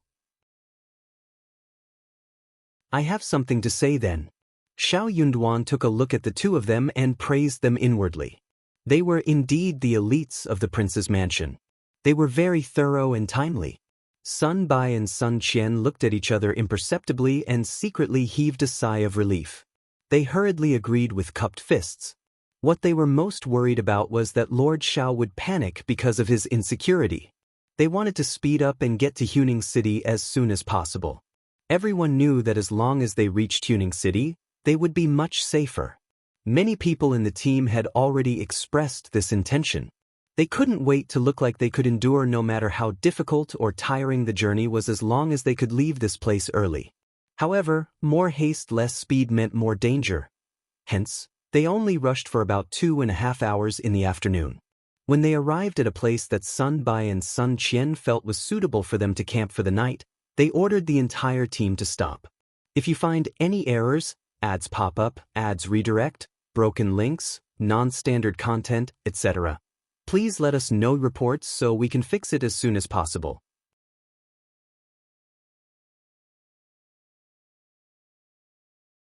Chapter 1477. Slow down as expected. This attracted a lot of dissatisfaction. What? It stopped just like that? Yes, it's too early. It's still early. We can walk for at least another 3 hours. Wouldn't it be better to speed up and go home as soon as possible? Yeah. Xiao Yunduan gathered everyone together. He was not sure if there were any spies of the fourth prince here, so Xiao Yunduan did not tell them the truth. He just said that it was better to stop and take a rest to prevent them from getting tired. It would be easier for them to travel if they had enough energy. Most of the people could not accept this reason. Xiao Yunduan had always been a gentle man, and his eagerness to go home had emboldened them. Some people could not help but raise their heads, and many people agreed with them, asking them to hurry up. Xiao Yunduan consoled them patiently, saying that it was for everyone's own good, so that they could have a good rest so that they would not feel uncomfortable on the road. There was no need to worry. Sun Bai and Sun Qian did not say a word. They stood there with indifferent expressions, but in fact, they were watching coldly from the side. Their shrewd eyes swept across everyone without batting an eyelid. From today onwards, those who spoke the most actively and were the most provocative would be watched by their trusted aides. Xiao Yunduan was going to cooperate with Sun Bai and Sun Qian, so he talked with them for a long time. When Sun Bai and Sun Qian signaled him with their eyes, he turned serious and said in a low voice, "I am responsible for you, and I don't want you to come back to Huning City with a dirty face. That is unacceptable. I have made up my mind, don't say anything more. Hurry up and go to work. Set up camp early to cook and rest early. Everyone, disperse." With that, he turned around and left without caring if they had anything else to say.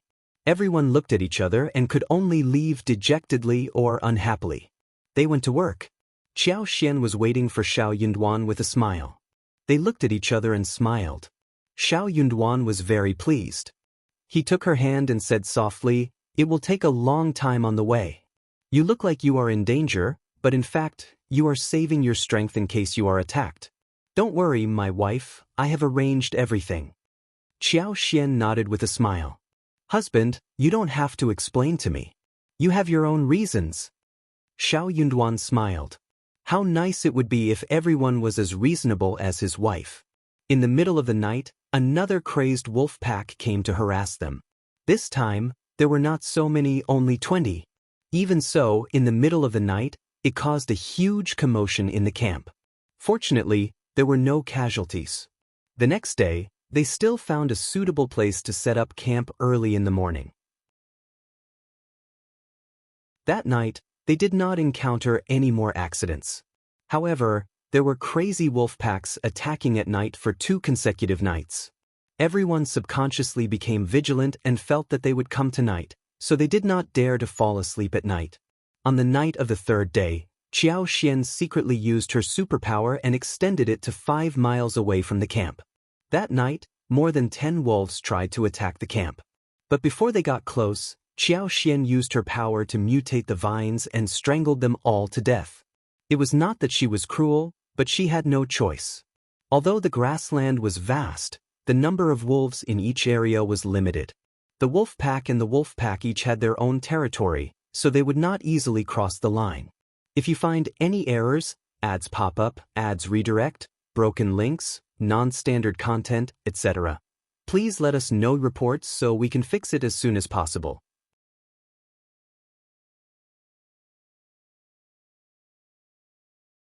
Chapter 1478. Superpower. It was impossible for the other party to always find so many wolves to cause trouble. The fact that there were fewer of them each time was a good indication of the truth. If there were more tomorrow night or the night after, it would definitely be even less. Moreover, in a few days, there would definitely not be any more. That night, everyone finally had a good night's sleep. They were full of energy, and they finally felt more at ease as they chatted and laughed.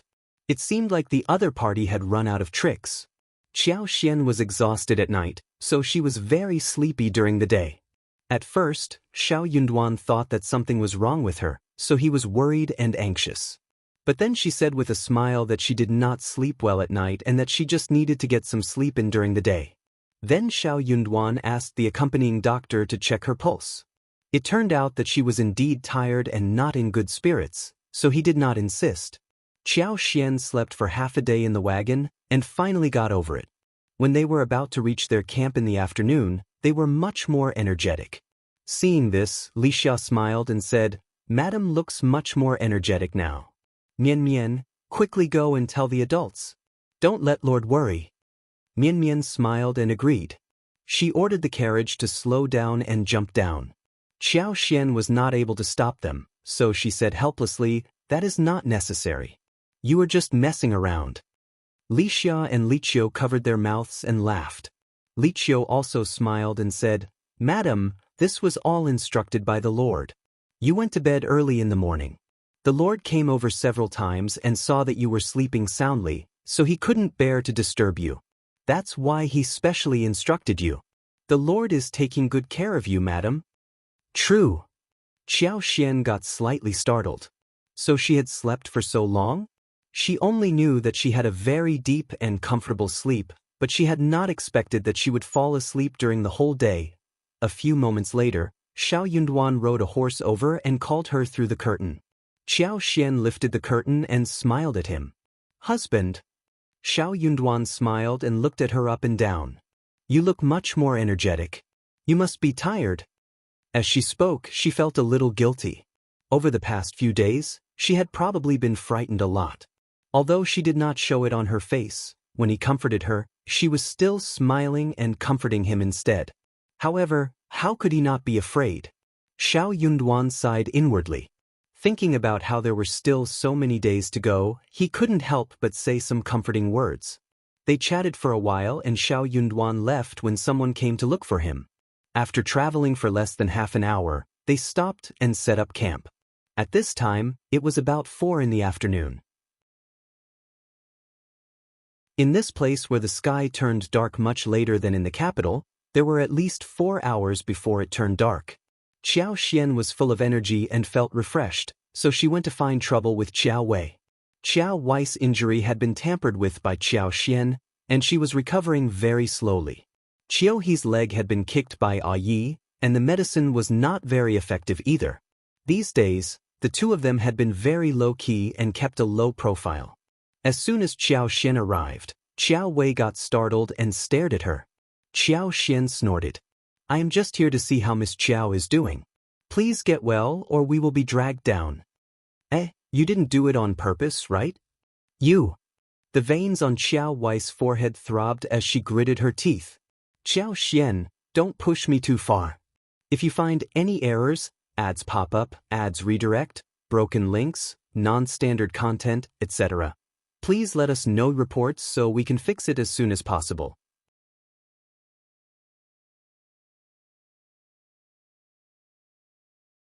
Chapter 1479. Too surprising. Qiao Xian did not care about what she said, so she made a fuss for a while before leaving. Qiao Wei wanted to curse, but when she saw the two maids in the carriage, she gritted her teeth and almost vomited blood. That night, just as Qiao Xian had expected, less than 10 wolves were released to cause trouble. It seemed that they had a very clear purpose. The result of the attack was not important. What was important was to harass them and not let them live in peace. Unfortunately, they had miscalculated Rui's plan. Those few wolves were killed by Qiao Xian when they were still 5 miles away. After finishing the work that night, Qiao Xian found that she was not as tired as last night.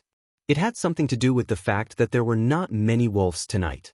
Maybe it was because she had used too much last night, which was also a stimulation for her power, making it more solid. Another safe and sound night passed. Everyone heaved a sigh of relief in their hearts. They felt that the other party must have given up after realizing that there was no opportunity to take advantage of them no matter what they did. The atmosphere in the entire camp became much more relaxed and light. Sun Bai and Sun Qian did not dare to be negligent. They ordered their trusted subordinates to pass down the order. They still had to be careful and vigilant.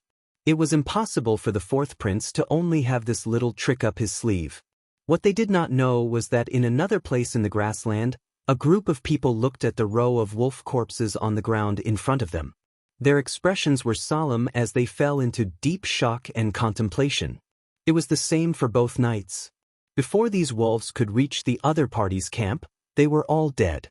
There was not a single wound on his body. All of them were suffocated to death by the neck. How was this possible?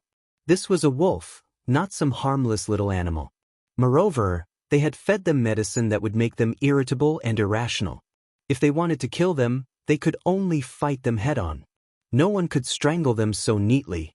However, such a thing had really happened. There were more than 30 of them, so there was no way they could be wrong. What the hell is going on? Strange, too strange. How did they do it? What kind of method is this? It's too terrifying. The group of people were bewildered. They discussed and discussed, but in the end, they could not come to a conclusion. They did not believe it. They still had the last group of wolves that they had hired someone to capture. There were 36 of them. They had originally planned to release them 3 nights later to harass them, but now they had changed their minds. They would release them all that night and send 7 people to follow them to investigate. They had to find out what was going on. So this night, Qiao Xian not only found the wolves, but also the people following them. Those people must have realized that those wolves had died abnormally. They wanted to see clearly. Fortunately, only 7 people came.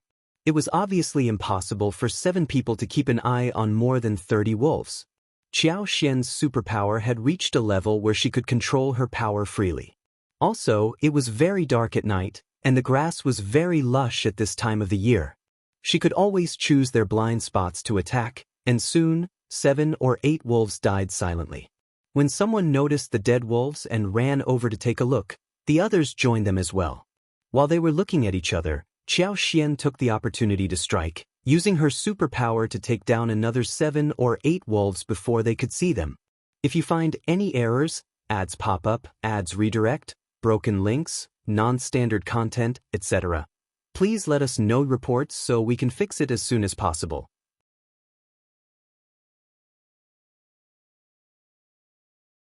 Chapter 1480.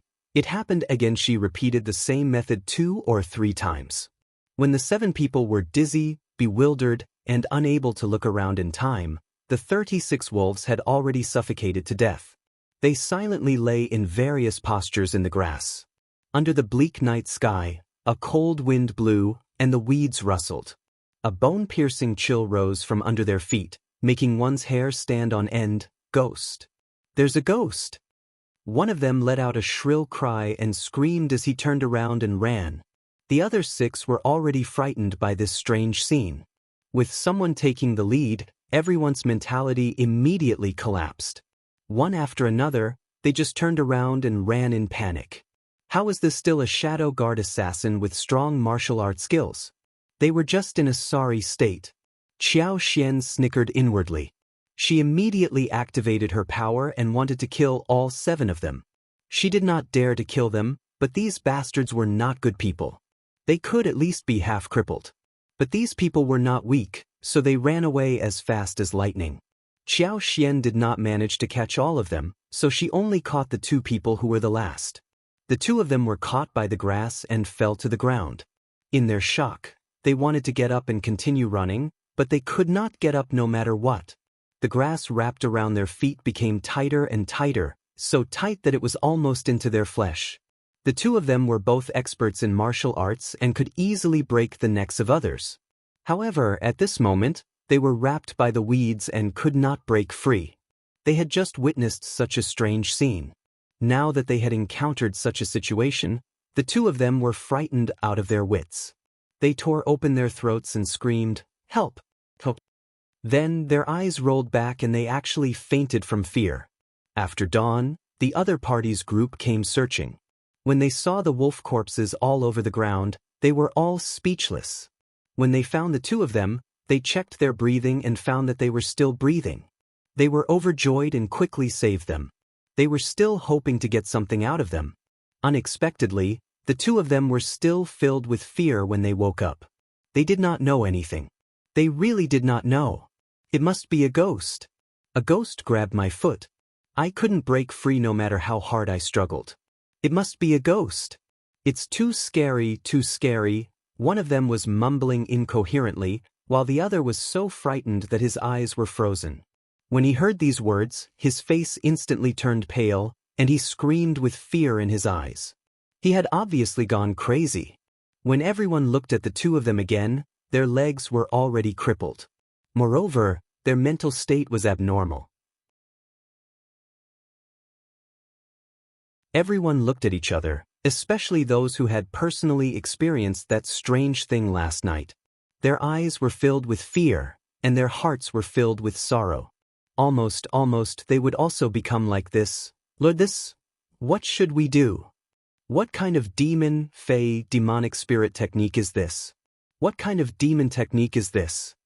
No matter what it is, everyone fell silent, and the air became suffocating. Yes, no matter what it was, they could not resist it. How were they supposed to continue playing like this? Were they really going to die one by one? Fear rose in everyone's hearts, and they all wanted to retreat. The hesitation in the leader's eyes only lasted for a short moment. He sneered and said, "I don't know what unorthodox methods they used, but their goal has clearly been achieved. Look at all of you. What are you afraid of? Don't forget what we're here for.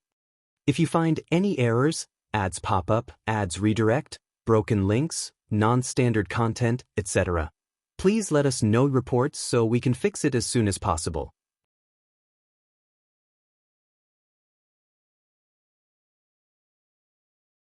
Chapter 1481. Discovered again. Remember Master's warnings before we embarked? Can't say you're ignorant of Master's temperament. Heads hung in solemn agreement as the leader continued, shedding light on the mysterious wolf deaths. The wolves were drugged by us, but they outsmarted us. Planted medicine outside their camp, and the wolves succumbed. Relief washed over the group as they nodded, finding clarity in the explanation. As for those 2, they were likely captured and had their wills crushed, left behind to sow panic. Your reactions played right into their hands. A collective sense of shame settled among them. The leader's cold smile cut through. Don't buy into their schemes. Prepare yourselves. Tonight we infiltrate and eliminate Qiao. Yes. That night, over 30 people stealthily approached Qiao Xian, Xiao Yunduan, and the others.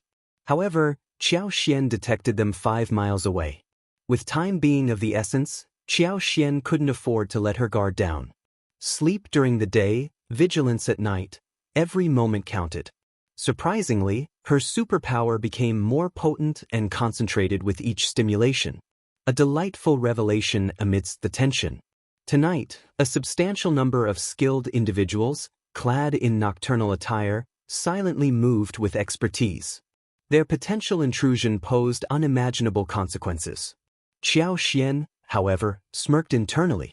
Without hesitation, she employed her superpower, setting the camp stones in motion, causing grass and leaves to tremble violently. This anomaly swiftly captured the attention of patrolling guards. Birds resting in the distance took flight, their alarmed cries piercing the night air. Chilled to the bone, the guards shouted, "Be on guard! Be on guard!" The would-be assassins, brimming with killing intent and set on catching their targets off guard, seethed with anger as their vision darkened. Curses filled the air. "Bastard! Bastard! Boss, what now? Should we press on? Why bother advancing?" the leader spat hatefully. "We've alerted them. No chance of victory, no chance of success. Retreat." Yes. Exposure was no longer a concern. Abandoning stealth, the group hastily reversed course. Sun Bai and his men pursued, but it was too late. Regrettably, they had to relent. In a concealed location, over 30 individuals in night clothes, some standing, some sitting, wore grim expressions. Unease spread among them as they exchanged furtive glances. Something was amiss. It felt as if the other party had divine intervention. Despite their efforts to conceal traces during the ambush and this sneak attack, they inexplicably triggered the nesting birds, causing a chaotic disturbance and thwarting their plan. The inexplicable turn of events left them thoroughly disheartened. If you find any errors, ads pop up, ads redirect, broken links, non-standard content, etc., please let us know. Report so we can fix it as soon as possible.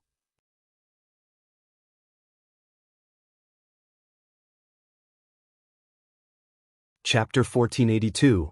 Could there be a spy? They were all elite individuals handpicked by the fourth prince, capable of taking on 10 opponents solo. Whether in martial arts or strategic thinking, they excelled. Even if the other party's defenses were as impenetrable as an iron bucket, the likelihood of infiltrating and assassinating them was still remarkably high. Yet, before they could make a move, an unexpected incident occurred. How could they reconcile with such a turn of events? This was a level of frustration they had never experienced before. Boss, could there be a spy among us? How else could this be so coincidental? The mere suggestion sent shockwaves through the group. The revelation hung in the air, prompting furtive glances and silent suspicions among them. Each member couldn't help but wonder if someone among them was a double agent. The leader felt a chill in his heart, eyeing everyone with suspicion. He was not one to believe in chance or luck, and the idea of a traitor seemed to provide a more plausible explanation. Yet, identifying the mole was no easy task. None of them appeared to be a likely suspect. Despite being trusted aides of His Highness, the unpredictability of the human heart left room for doubt.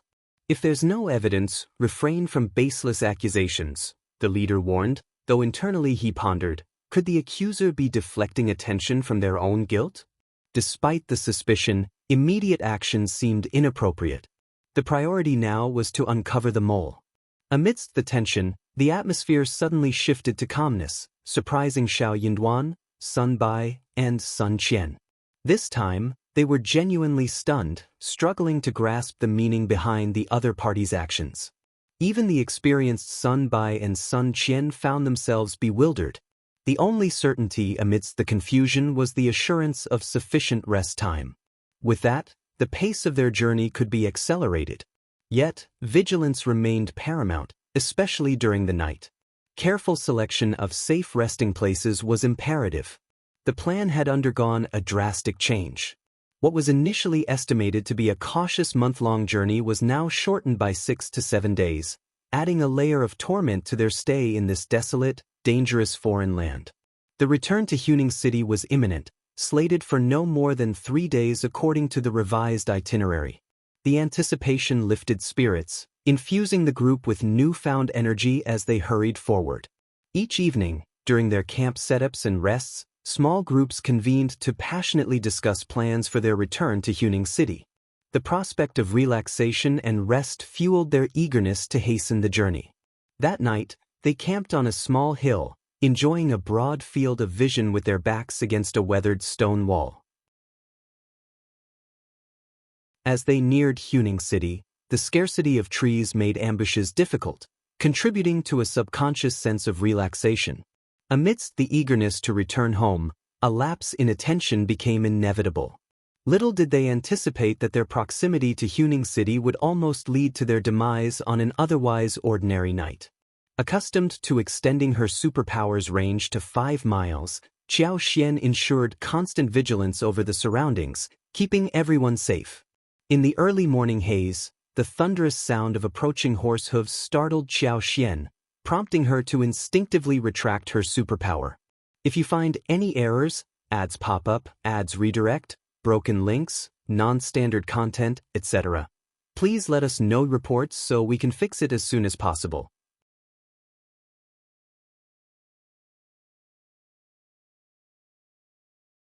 Chapter 1483. Besiege. Qiao Xian was disoriented by the earth-shattering noise. Before she could react, a piercing whistle echoed through the intermediate camp. In swift succession, Sun Bai, Sun Qian, and others shouted, "Enemy attack! Quick! Prepare to defend! Hurry up!" Under the leader's commands, the guards swiftly armed themselves and assumed their positions. The ordinary followers, engulfed in chaos, were left unattended as everyone focused on the impending threat. Cavalries approached with lightning speed, catching Qiao Xian off guard. In the blink of an eye, they were upon her. Charge! Kill! The thunderous battle cries sent shivers down spines. Horses neighed, hooves raised dust, and a formidable group of at least 100 warriors brandishing bright sabers and long swords charged forward with deadly intent. The ground quivered. Fire! Fire! Fire! Both sides issued the order simultaneously. Arrows hissed through the air, intertwining like locusts, and sharp, cold arrowheads aimed straight for their targets. The camp descended further into chaos, with a cacophony of screams and cries filling the air. Qiao Xian, with a pale face, stood amidst the chaos, flanked by Li Xia, Li Qiao, and Mian Mian, while Ai took a sturdy stance in front of them. Qiao Xian activated her superpower, using roots to trip the oncoming horses. The galloping horses, too fast to evade, succumbed to the trap. Dozens of them knelt down, unleashing screams and neighs, tossing some riders off in the process. In the blink of an eye, dozens of horses fell in a spectacular scene. Get off the horse! Get off the horse! Charge forward and kill! The opposing party was clearly caught off guard by the unexpected turn of events. Seeing the inevitability of the battle, Sun Bai, Sun Qian, and the others seized the opportunity. As the opposing horses collided and chaos ensued, Sun Bai waved his hand and commanded, "Team 1, Team 2, Team 3, follow me and fight our way out. Archers, get ready. The rest of you, hold your positions. Brothers, charge." Sun Bai leaped into action, his long sword moving like a meteor. He stabbed an opponent in the chest, kicked them away, and swung his sword with lethal precision. The leader, with a single eye glaring fiercely, raised a bright saber and slashed at Sun Bai. Both sides plunged into a chaotic battle. Saber light and sword shadows scattered in every direction. The sharp clang of weapons colliding sent tremors of fear through onlookers. Screams and grunts punctuated the chaos, and blood splattered, turning the ground red. Some fell, never to rise again. Xiao Yunduan and a few guards gathered the ordinary servants in designated spots, quelling their panic. He turned to look at Qiao Xian, their eyes meeting. Qiao Xian waved at him with a reassuring smile, and Xiao Yunduan felt a sense of relief. The enemies, numerous and relentless, displayed savage ruthlessness, charging fearlessly with no intent to relent. The two sides clashed in a tumultuous battle, locked in an unyielding struggle. The chaos prevented Qiao Xian from effectively using her superpower. Unable to accurately target anyone, she could only fret internally. At this rate, a solution seemed elusive.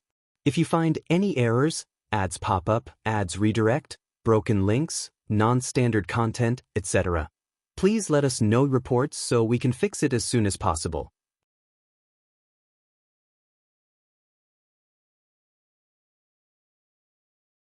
Chapter 1484. Fight. Their opposing force boasted a larger number of people, resulting in more guards than their own team. However, the numerical advantage was not significant. The adversaries displayed a valiant and ferocious demeanor, exuding a sense of banditry. Their bold and reckless fighting style proved challenging to resist. Their side seemed impervious to defense, while the defenders faced the burden of maintaining their position at all costs. The dilemma lay in the fact that the opposing party operated without restraint, unburdened by concerns. On the contrary, their side had to staunchly defend the position, as any breach, whether it led to the slaughter of ordinary entourage members or their capture as hostages, would thrust them into a perilous situation. The opposing force understood this dynamic well, which drove them to risk their lives in a relentless charge. Despite their best efforts, their men could only fight to a draw, forming an ineffective barrier. The current situation indicated an imminent breakthrough of the defense line. Sun Bai, Sun Qian, and the core leaders, acutely aware of the impending threat, felt a sense of extreme anxiety. Unexpectedly, a billow of dust appeared in the distance. Another group of people galloped towards them, heading in their direction. Judging by their speed, they would likely reach them in an instant. It was evident that their numbers were significant. Sun Bai and Sun Qian exchanged a glance, understanding each other's thoughts. Let Yi escort the lord and madam to safety. Rally our brothers and we'll fight our way out. Everyone flee for your lives. Our fate depends on luck. Let's do it. Bitterness and heaviness weighed on them, but this seemed to be the only viable course of action. Their unwillingness was palpable. Just a couple of days away from reaching Huning City, yet now faced with the prospect of death on the grassland. Who would willingly accept such a fate? The ruthlessness and lack of scruples displayed by the fourth prince, colluding with grassland bandits to orchestrate this attack, caught them off guard.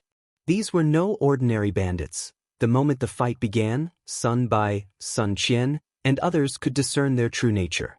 Sun Bai shouted, forcing his opponent to retreat with his long sword before swiftly heading towards Xiao Yunduan. The approaching smoke and dust signaled the imminent arrival of reinforcements. The ground trembled, and the distant hooves' faint neigh echoed. Time was running out. A decision had to be made instantly and acted upon without delay. Xiao Yunduan promptly rejected Sun Bai's suggestion. Let he escort my wife and his childhood friend. Can't you all protect me? Naturally, he stood by their side. But, no buts. If I go with my wife, we become an easy target. They'll relentlessly pursue us. However, if we separate, they'll chase after me individually, relieving some pressure. Those pursuing Qiao Xian would find no success against the Thunder God's speed. I.e., endowed with strength and martial prowess, alongside his intelligent wife, held a high chance of escaping danger and returning to Huning City. The decision was made, and Xiao Yunduan asserted, it's settled. You organize the men to break through and you'll talk to her. If you find any errors, ads pop up, ads redirect, broken links, non-standard content, etc., please let us know reports so we can fix it as soon as possible.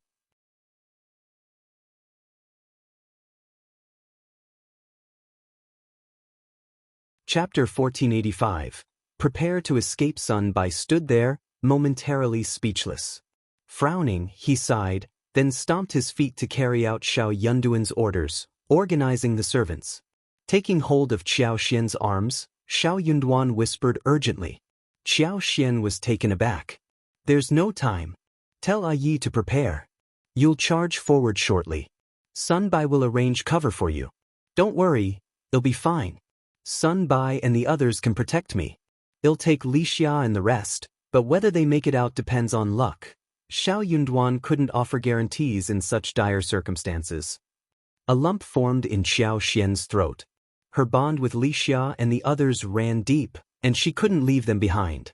But to Xiao Yunduan, they were merely servants. Had it not been for him, Xiao Yunduan wouldn't have given them special attention. Today's unforeseen events surpassed their expectations. The chances of escape hinged on life itself. Suddenly, Qiao Xian had an idea.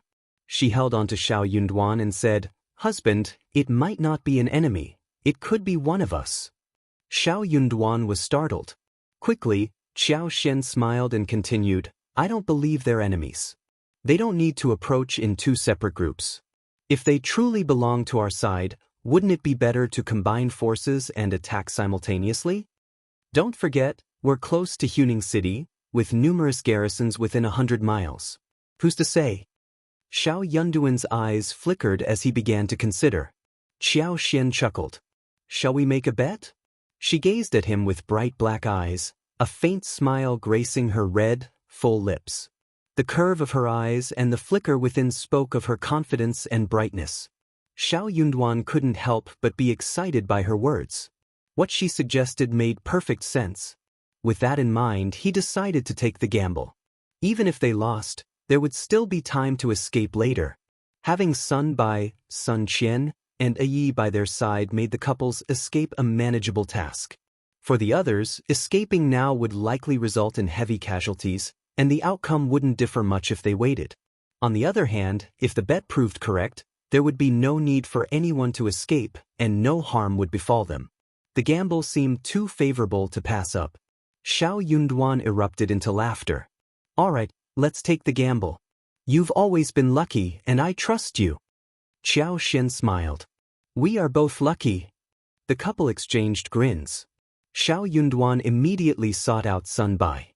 Sun Bai was taken aback by his words, contemplated it, and eventually agreed. Indeed, the distinction between fighting their way out now or later wasn't significant. In that case, they decided to wait. The thunderous sound of horse hooves became deafening as the group of at least 50 to 60 riders approached.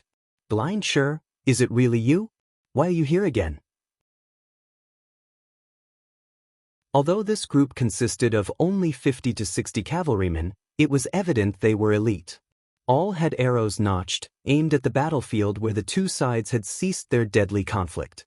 Sun Bai, Sun Qian, and the others could now clearly discern that these individuals were from Great Qin.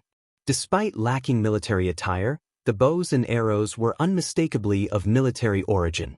If you find any errors, ads pop up, ads redirect, broken links, non-standard content, etc., please let us know reports so we can fix it as soon as possible.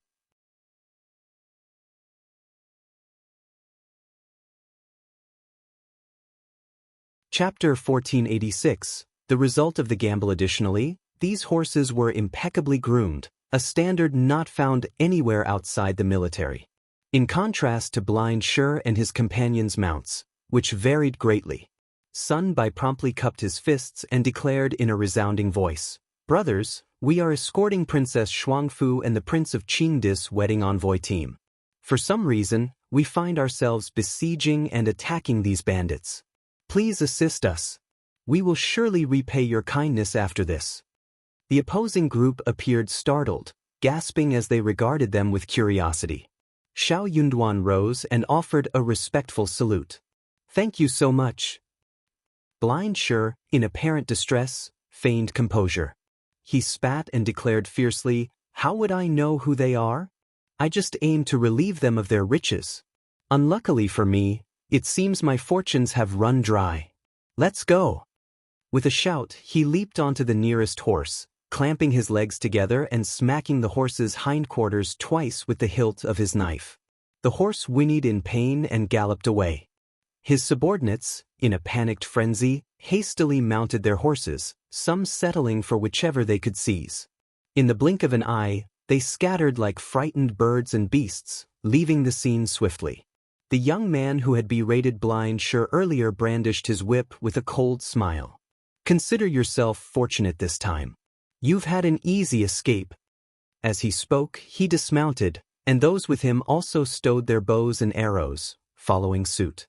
Xiao Yunduan retrieved the marriage envoy token and handed it to Sun Bai, proclaiming loudly, "I am Xiao, Minister Counselor of the Ministry of Revenue, escorting Princess Shuangfu and the marriage envoy. Here's my token. May I know how to address you?" It wasn't merely a matter of formalities but also a means to confirm their identities. Xiao Yunduan also requested the same from the opposing party. Given the unfamiliarity between the two sides, uncertainties lingered. What if they were deceived? What if the other party, seemingly weak, was actually in league with Blind Shi and his accomplices? In this unfamiliar terrain, Xiao Yunduan couldn't afford to be careless. Sun Bai, holding the token, led a few personal guards forward, taking the initiative to request verification from the other party, displaying a commendable sincerity. The man burst into laughter, a blend of amusement and surprise evident in his tone. "Lord Xiao, your reputation precedes you. I am Meng Wanfu, the general stationed at Baiming Pass, 40 miles northeast of Huning City, bestowed with the title of Longhu General by the Emperor. Yesterday, I led my men out of the city for a hunt and unexpectedly crossed paths with you. Lord Xiao, rest assured from this moment on, all of you are safe." Galloping across the grassland with his cavalry, Meng Wanfu moved considerably faster than Xiao Yunduan's gradual journey. Meng Wanfu produced his identity token and handed it to Sun Bai. The moment Sun Bai touched the token, he sensed its authenticity. Delighted, he returned the token to Xiao Yunduan. Sun Bai recognized Meng Wanfu, a rising star in the military. Without a prominent background, he relied on his boldness to make a name for himself. Known for suppressing bandits in the northern region, he once single-handedly thwarted a Beihu ambush on a town, saving over 1,000 lives. This feat earned him the title of a fourth-grade general. Blessed with subsequent successes, he received 2 significant promotions. In a moment of joy, the emperor granted him the title of a third-rank Longhu general. Lacking strong affiliations, Meng Wanfu became a subject of clandestine scrutiny, with various factions attempting to secure his allegiance. However, none dared to be too overt in their efforts. If you find any errors, ads pop up, ads redirect, broken links, non-standard content, etc., please let us know reports so we can fix it as soon as possible.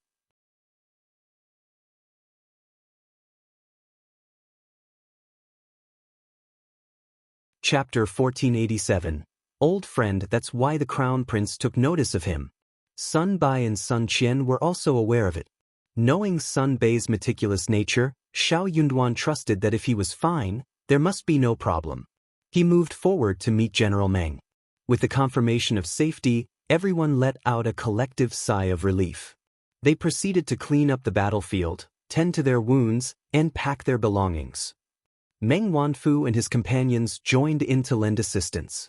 Out of the blue, Meng Wanfu turned to Xiao Yunduan and remarked, "Lord Xiao, do you truly not recognize me?" Xiao Yunduan was taken aback. He gazed at Meng Wanfu, perplexed. "General Meng, have we met before?" A handsome and petite soldier beside Meng Wanfu chuckled. Looking up, she smiled and said, "Lord Xiao, do you remember me?" Both Xiao Yunduan and Sun Bai were surprised. This bodyguard, disguised as a man, was evidently a woman. While her true identity initially went unnoticed, her feminine tone during speech now made it unmistakable. "You are..." Xiao Yunduan furrowed his brow. He had a faint recollection of her, but couldn't place her name. The situation felt perplexing. One was General Meng, and the other stood before him. They were likely associated with General Meng. Both inquired if he remembered them, yet he couldn't recall either. The awkwardness of the situation weighed on him. If he had encountered these 2 individuals before, logic dictated that he shouldn't have forgotten them. This was unreasonable. It felt too unreasonable. Since when did his memory become so unreliable? The woman burst into laughter and explained, "I apologize, Lord Xiao. It's perfectly normal not to remember me. While we hailed from the same village, you were engrossed in your studies, either at the academy or home. Meanwhile, I toiled in the mountains and fields every day. I doubt you saw me more than a few times. You're a renowned scholar in our village. Naturally, you'd be remembered." Xiao Yunduan gasped, suddenly recalling something. Surprised, he exclaimed, "You're Ding Xiang. I didn't expect to see you here." Xiao Yunduan nearly blurted out, "You're not dead." Recognizing the inauspiciousness, he cut himself off just in time. Normally, he wouldn't make such a low-level mistake. Yet, Ding Xiang's presence caught him off guard. He did remember Ding Xiang.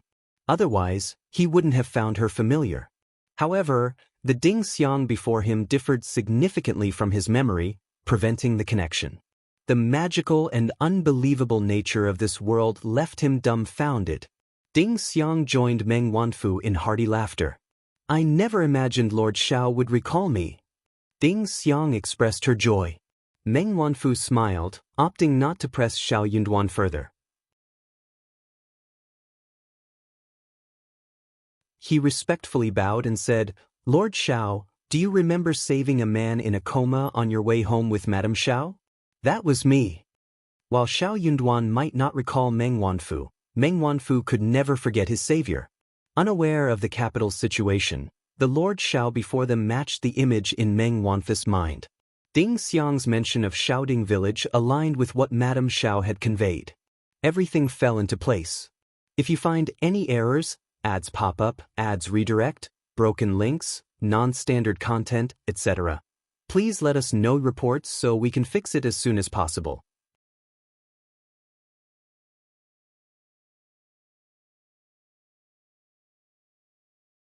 Chapter 1488. What godly luck is this? Xiao Yunduan recollected the incident, widening his eyes in astonishment. That's you." Meng Wanfu chuckled. "Indeed. Lord Xiao, both you and Madame Xiao are my saviors. Never expected to cross paths today. Fate works in mysterious ways, ha." Xiao Yunduan couldn't help but join in the laughter. Meanwhile, Sun Bai, Sun Qian, and the others were left dumbfounded. What kind of magical spectacle was unfolding? What extraordinary stroke of luck was this? Life, indeed, teemed with surprises. Meng Wanfu continued, "Lord Xiao's triumph in the Primus made Madame Xiao incredibly proud. She spoke highly of your village, foretelling a bright future. I remember the person who aided me was also from Xiaoding village. Truly, Xiaoding village is blessed. Little did I expect that you, Lord Xiao, were that person." Ding Xiang chuckled. "On that note, Madame Xiao is also my savior. If she hadn't secretly provided me with food back then, I doubt I'd have had the strength to scale the wall, let alone escape." Emotions welled up in Ding Xiang. Xiao Yunduan, at a loss for words, could only offer a helpless expression. After a brief exchange, Xiao Yunduan gathered that their awareness of the capital's affairs was limited. They remained oblivious to the developments between him and his wife or her involvement in Princess Shuangfi's wedding party. Understandably, the distant capital held little relevance to the border soldiers. They seldom concerned themselves with events in the capital, deeming them unrelated and inconsequential. Smiling, Xiao Yunduan added, "My wife is among the guests accompanying Princess Shuangfu on her journey to be wed.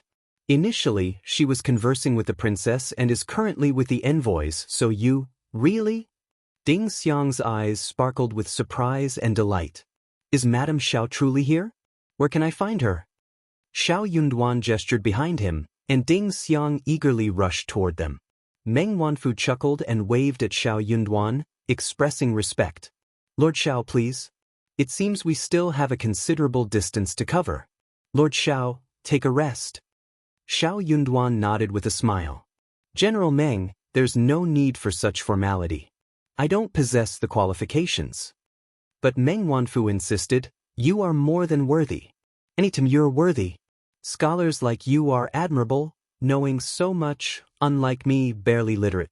Besides, you're my savior." Xiao Yunduan countered, "General Meng, you misunderstand. Even without our assistance, you would have carved out your own path to success. We merely lent a helping hand. General Meng, let's not bring this up again. I'm not deserving of such praise." Meng Wanfu laughed heartily. "All right, let's drop the topic. In short, if Lord Xiao ever needs my assistance, just ask." Xiao Yunduan's thoughts turned to Qi. He contemplated seeking Meng Wanfa's help, given that Qi was also in the area. However, broaching the subject now seemed inappropriate. He would address it in a few days. Ding Xiang spotted a group of busy women on the hill and hastened toward them. Initially oblivious, Li Xia, Li Qiao, and the others were taken aback when they saw her approaching their mistress. They quickly intercepted her.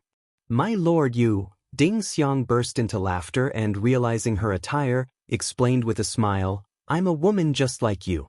Please don't stop me. Where is Madame Qiao? I'm an old friend. If you find any errors, ads pop up, ads redirect, broken links, non-standard content, etc., please let us know reports so we can fix it as soon as possible."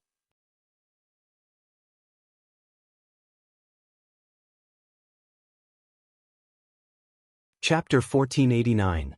Old friendly Xia and Li Qiao were bewildered. An old friend? Ding Xiang scanned the surroundings and spotted Qiao Xian. With a cheerful smile, she waved her hands and called out, "Madame Qiao! Madame Qiao!" Her melodic voice confirmed her identity as a woman.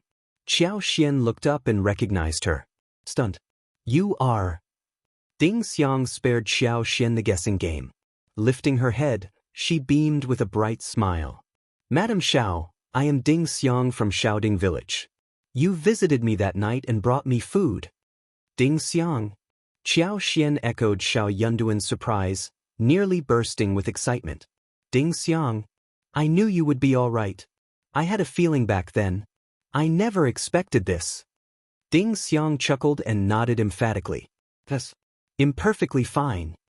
Despite their brief encounter, the unique circumstances had etched Ding Xiang in Qiao Xian's memory. Meeting an old friend from such a distant place, and with Ding Xiang's warm reception, the two instantly felt a strong connection. As the two groups merged and resumed their journey, Ding Xiang had changed into simple women's clothes and settled into Qiao Xian's wagon. Curious, Ding Xiang inquired about the reactions of her former supreme-grade family after her departure. Qiao Xian candidly shared the details, and Ding Xiang, unfazed by her grandparents' response, flashed a cold smile. Hearing about the rift between Ding Xiang's family and the supreme-grade family due to her death, her eyes moistened. She discreetly tilted her head, wiping away a few tears. Blaming them for their perceived weakness had been a constant, even after gaining wealth. However, Qiao Xian's revelations seemed to dissipate the resentment, bringing clarity. While her awakening came at the cost of her life, the understanding dawned that her death would render it all meaningless. Recognizing the deep-seated issues in her family, Ding Xiang grasped that change wouldn't come easily, especially given her father's history of oppression and her mother's meek nature. As Qiao Xian reassured her about her family's well-being, Ding Xiang found solace. The news of her supposed demise, while initially upsetting, ultimately reassured her of their love. Even with a changed heart, the familial connection remained in her blood. Grateful for not having perished, Ding Xiang found comfort in Qiao Xian's words. She expressed her joy and proposed calling each other sisters. With a nod and a smile, Qiao Xian agreed, "If you don't mind, we can indeed call each other sisters. If you find any errors, ads pop up, ads redirect, broken links, non-standard content, etc., please let us know reports so we can fix it as soon as possible."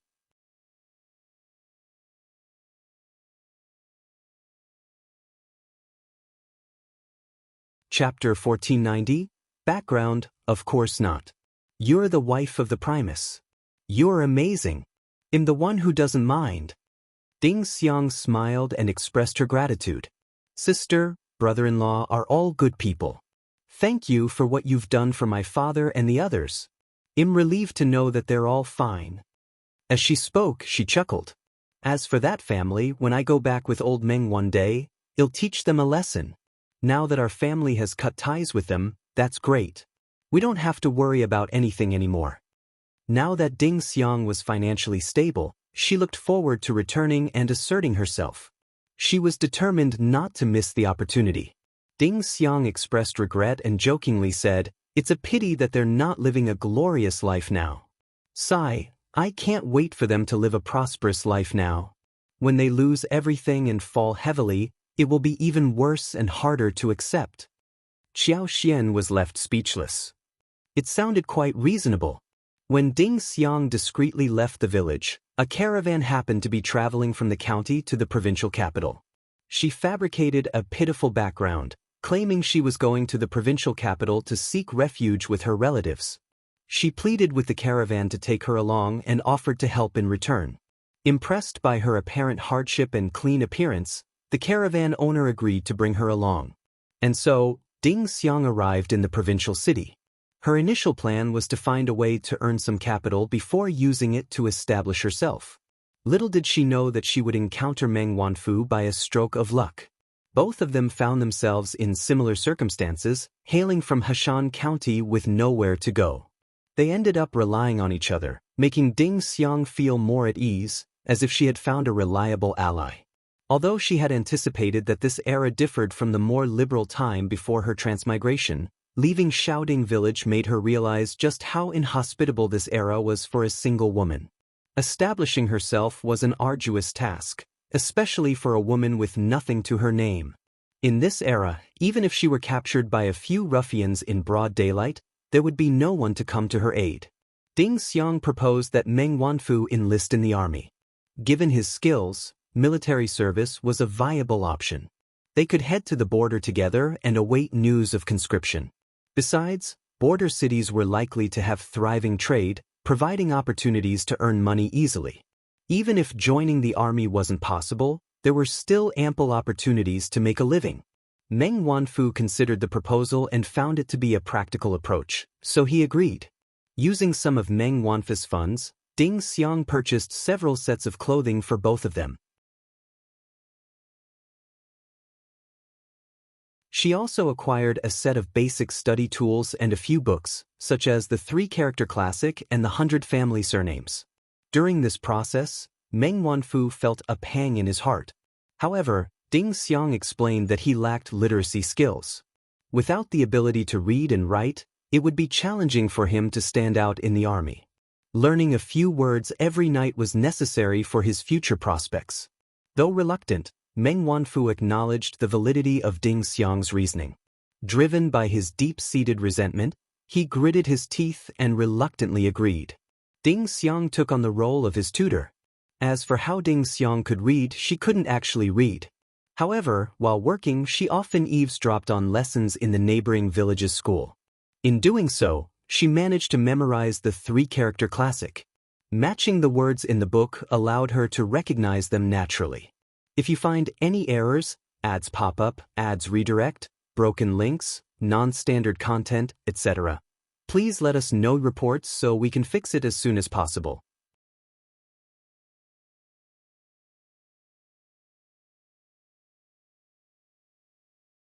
Chapter 1491. Foothold. Meng Wanfu believed in her and admired her. Subsequently, Ding Xiang employed this technique to instruct him in recognizing commonly used words. She went on to purchase several history books, narrating tales of the 36 strategies, historical anecdotes, principles, and more from the books. Meng Wanfu became even more impressed, feeling his own intellectual limitations. He found it challenging to grasp so much merely through reading. However, 50 taels of silver proved insufficient. In the provincial city, Ding Xiang acquired a subpar eyebrow pencil, investing over 10 taels in novel-looking paper flowers to sell to the embroidery workshop. Despite the flowers appearing novel, their actual value was limited, and the embroidery workshop was unwilling to pay a high price. After negotiations, they settled for a sale of 4 taels of silver. Ding Xiang then designed 2 sets of jewelry and sold them to a shop for 12 taels.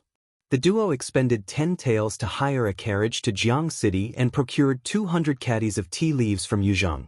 After 3.5 days, they reached Jiang City and sold the tea leaves to the second Dao trafficker for 20 taels of silver. The total cost of the tea leaves was 11 taels. This trip yielded a profit of 9 taels, with only 1 or 2 taels spent to reach Jiang City. In Jiang City, Ding Xiang chartered a boat and bought a batch of goods to sell at the next stop.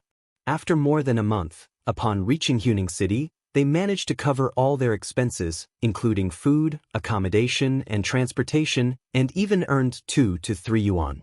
They reveled in laughter for an extended period. Meng Wanfu was brimming with admiration and a sense of ease. Even if he couldn't join the army, he could engage in business with Ding Xiang and make a living. Meanwhile, Ding Xiang, overwhelmed with emotion, was on the verge of tears. The transportation in ancient times was undeniably grueling. Although the journey from south to north covered only a short distance, after more than a month, she was utterly exhausted, nearly crippled. Despite her diligent efforts in accumulating goods, her earnings were meager. When they reached Huning City, they still had 65 taels of silver. Ding Xiang decisively took Meng Wanfu and spent 10 taels of silver to rent a small courtyard for a year and a half. Planning to stay for an extended period, staying in an inn, which would burn through too much money, was not an option. Meng Wanfu's luck proved favorable. In less than half a month, news of conscription spread. He was promptly selected, without any suspense. However, following Ding Xiang's advice, he didn't rush to stand out. Keeping a low profile, he proactively made friends. Only when appropriate did his superior accidentally discover that he not only knew how to read but also possessed knowledge of military tactics.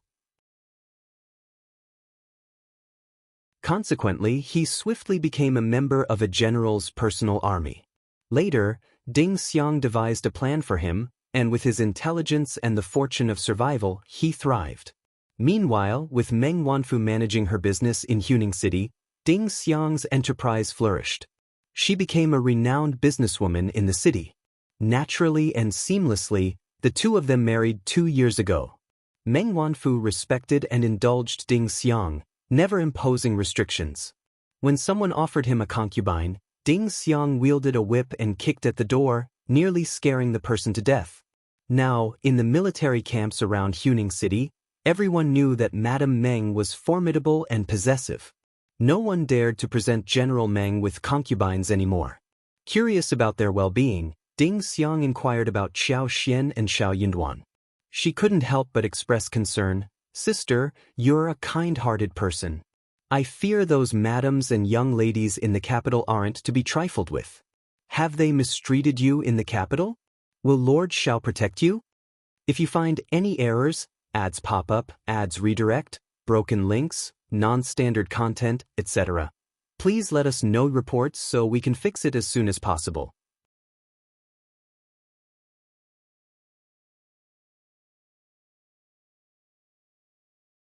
Chapter 1492. Remember, Qiao Xian had married beneath his status, but with Xiao Yunduan now favored in the East Palace, Ding Xiang was unsure if he would become arrogant or develop undesirable habits as a result.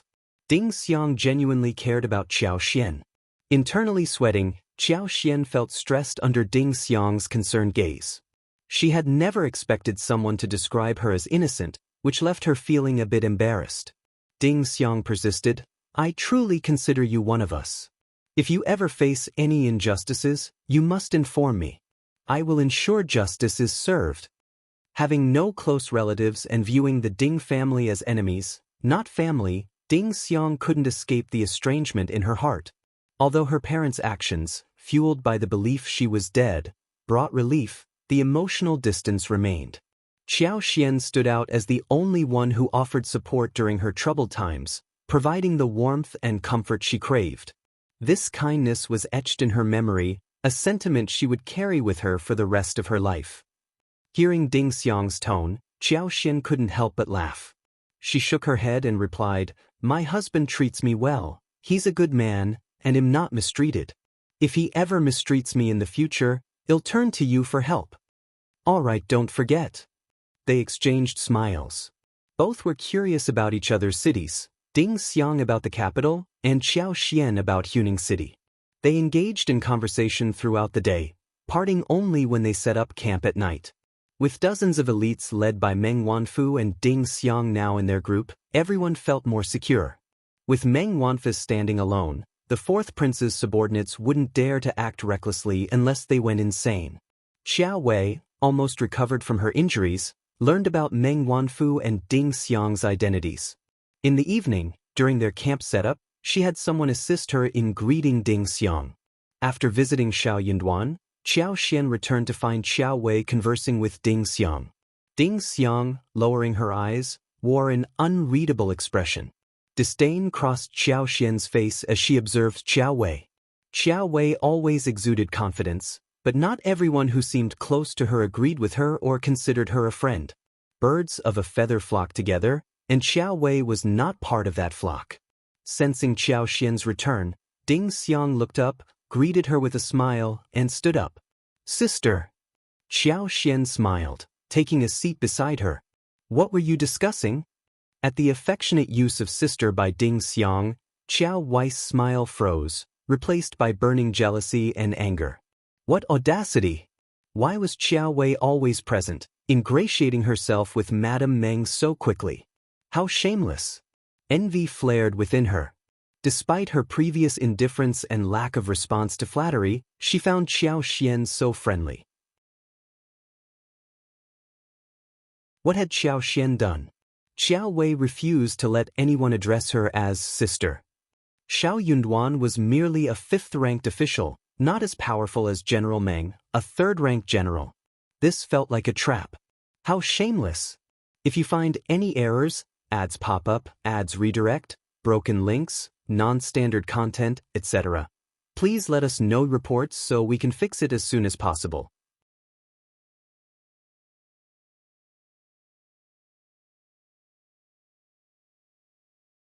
Chapter 1493. Wretched woman. Ding Xiang glanced at Qiao Wei and smiled faintly. Just some casual gossip. Qiao Wei immediately chimed in. Exactly.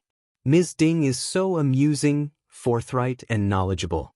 Conversations with her are like a refreshing breeze, so enlightening. Her use of Ms. Ding sounded intimate, creating an illusion of a deep and close friendship where they shared everything. Qiao Xian remained silent, maintaining a smile. Qiao Wei, sensing Qiao Xian's displeasure, felt a surge of pride. She turned to Ding Xiang with warmth, saying, "Ms. Ding, you've had a tough day. Make sure to eat well and rest early. There's not much entertainment here in the wilderness, and you must have endured a lot. When we reach Huning City, we'll host a banquet in your honor." Ding Xiang, smiling faintly, replied, "We're very close to Huning City, not really in the wilderness. Besides, I'm not that delicate, let alone aggrieved. I've lived in Huning City for a few years." Qiao Wei forced a smile. "You're truly an admirable woman. We owe it to General Meng and Ms. Ding's assistance today. When we arrive in Huning City, we'll make sure to treat you well and express our gratitude." Ding Xiang nonchalantly shrugged. "Sounds good. I'll be waiting for your hospitality and thanks." Qiao Wei, forcing another smile, said, "Certainly, certainly. Oh, I need to have a private chat with my sister now. Miss Qiao, would you mind giving us some space?" Qiao Wei froze, anger simmering within her. She was about to burst from the praise Qiao Xian received, yet now Ms. Ding was requesting privacy to speak with her sister, a clear signal to keep her distance after all the flattery. Ding Xiang threw a glance at Qiao Xian and smiled. "Sister, I'm not an outsider, and we used to be related by blood. You won't mind, will you?" Qiao Xian, recognizing the theatrics, understood Ding Xiang's intentions. Her response was clear and straightforward. "I do mind." Qiao Wei, appearing shocked and hurt, glanced between Qiao Xian and Ding Xiang. Ding Xiang burst into laughter and said, "Miss Qiao, please." Chased away once again, Qiao Wei couldn't bear to stay any longer. Face alternating between red and white, she bit her lips and declared, "I know you've always had a prejudice against me. In that case, I won't be an eyesore to my sister. Ms. Ding, I'll speak with my wife later." Ding Xiang smiled, offering no reply. Qiao Wei left, trying to maintain composure, and Ding Xiang couldn't help but express her disdain. What a wretched woman. Men seem to like this kind of woman the most, the easiest to deceive. When I see her, my hands itch. I really want to whip her a few times. Qiao Xian chuckled. Only a brainless man would fall for someone like her, so who cares about him? True. The two women exchanged a knowing look and laughed. Qiao Xian, concerned that Ding Xiang might be deceived by Qiao Wei's shameless demeanor, shared the history of their grudge. Ding Xiang, outraged, sympathized, You're so innocent and kind. It's no wonder you were bullied so badly by them. Fortunately, everything is in the past now. If you find any errors, ads pop up, ads redirect, broken links, non-standard content, etc., please let us know reports so we can fix it as soon as possible.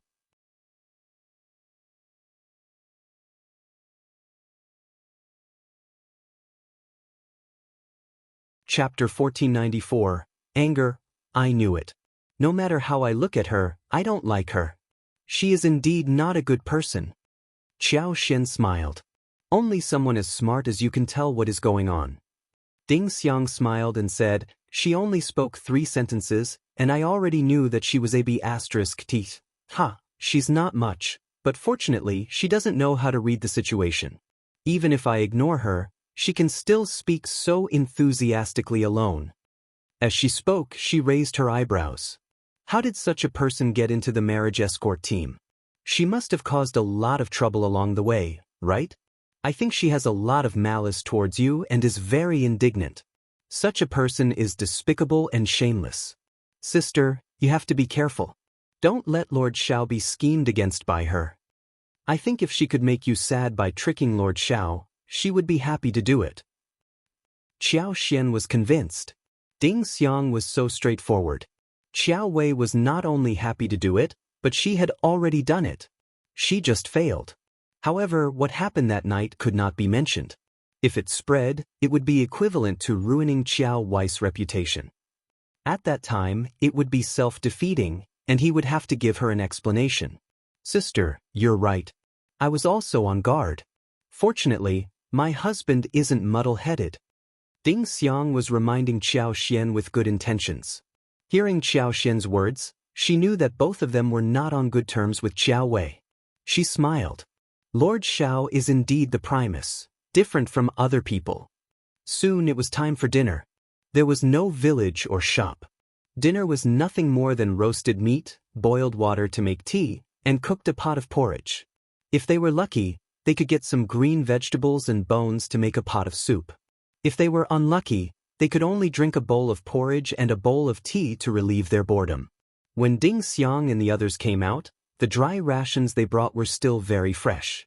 Although they were hard and could be used as bricks to smash people, they tasted delicious after being soaked in meat soup. After dinner, Ding Xiang ignored Qiao Wei, who was buzzing around like a fly, so she took Qiao Xian for a walk and walked around for a while before they came back. Qiao Wei had not recovered from her leg injury yet, so she could not follow him at all. She could only watch as he gave up, feeling very resentful. She was sure that Qiao Xian had said bad things about her in front of Ding Xiang, so Ding Xiang disliked her and ignored her. When she saw Qiao Xian, she looked as if she wanted to eat her up.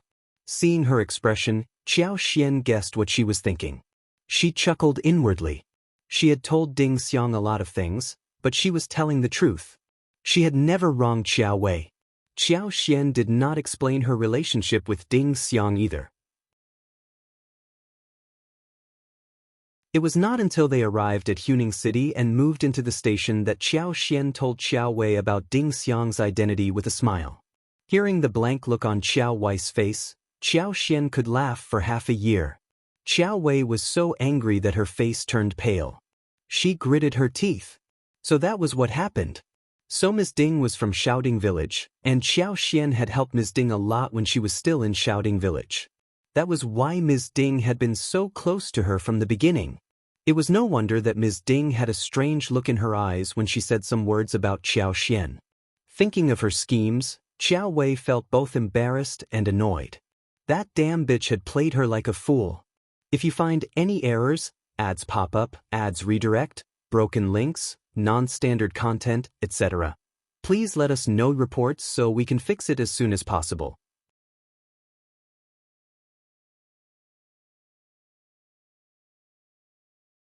Chapter 1495. Returning to Huning City, they finally arrived at Huning City safely.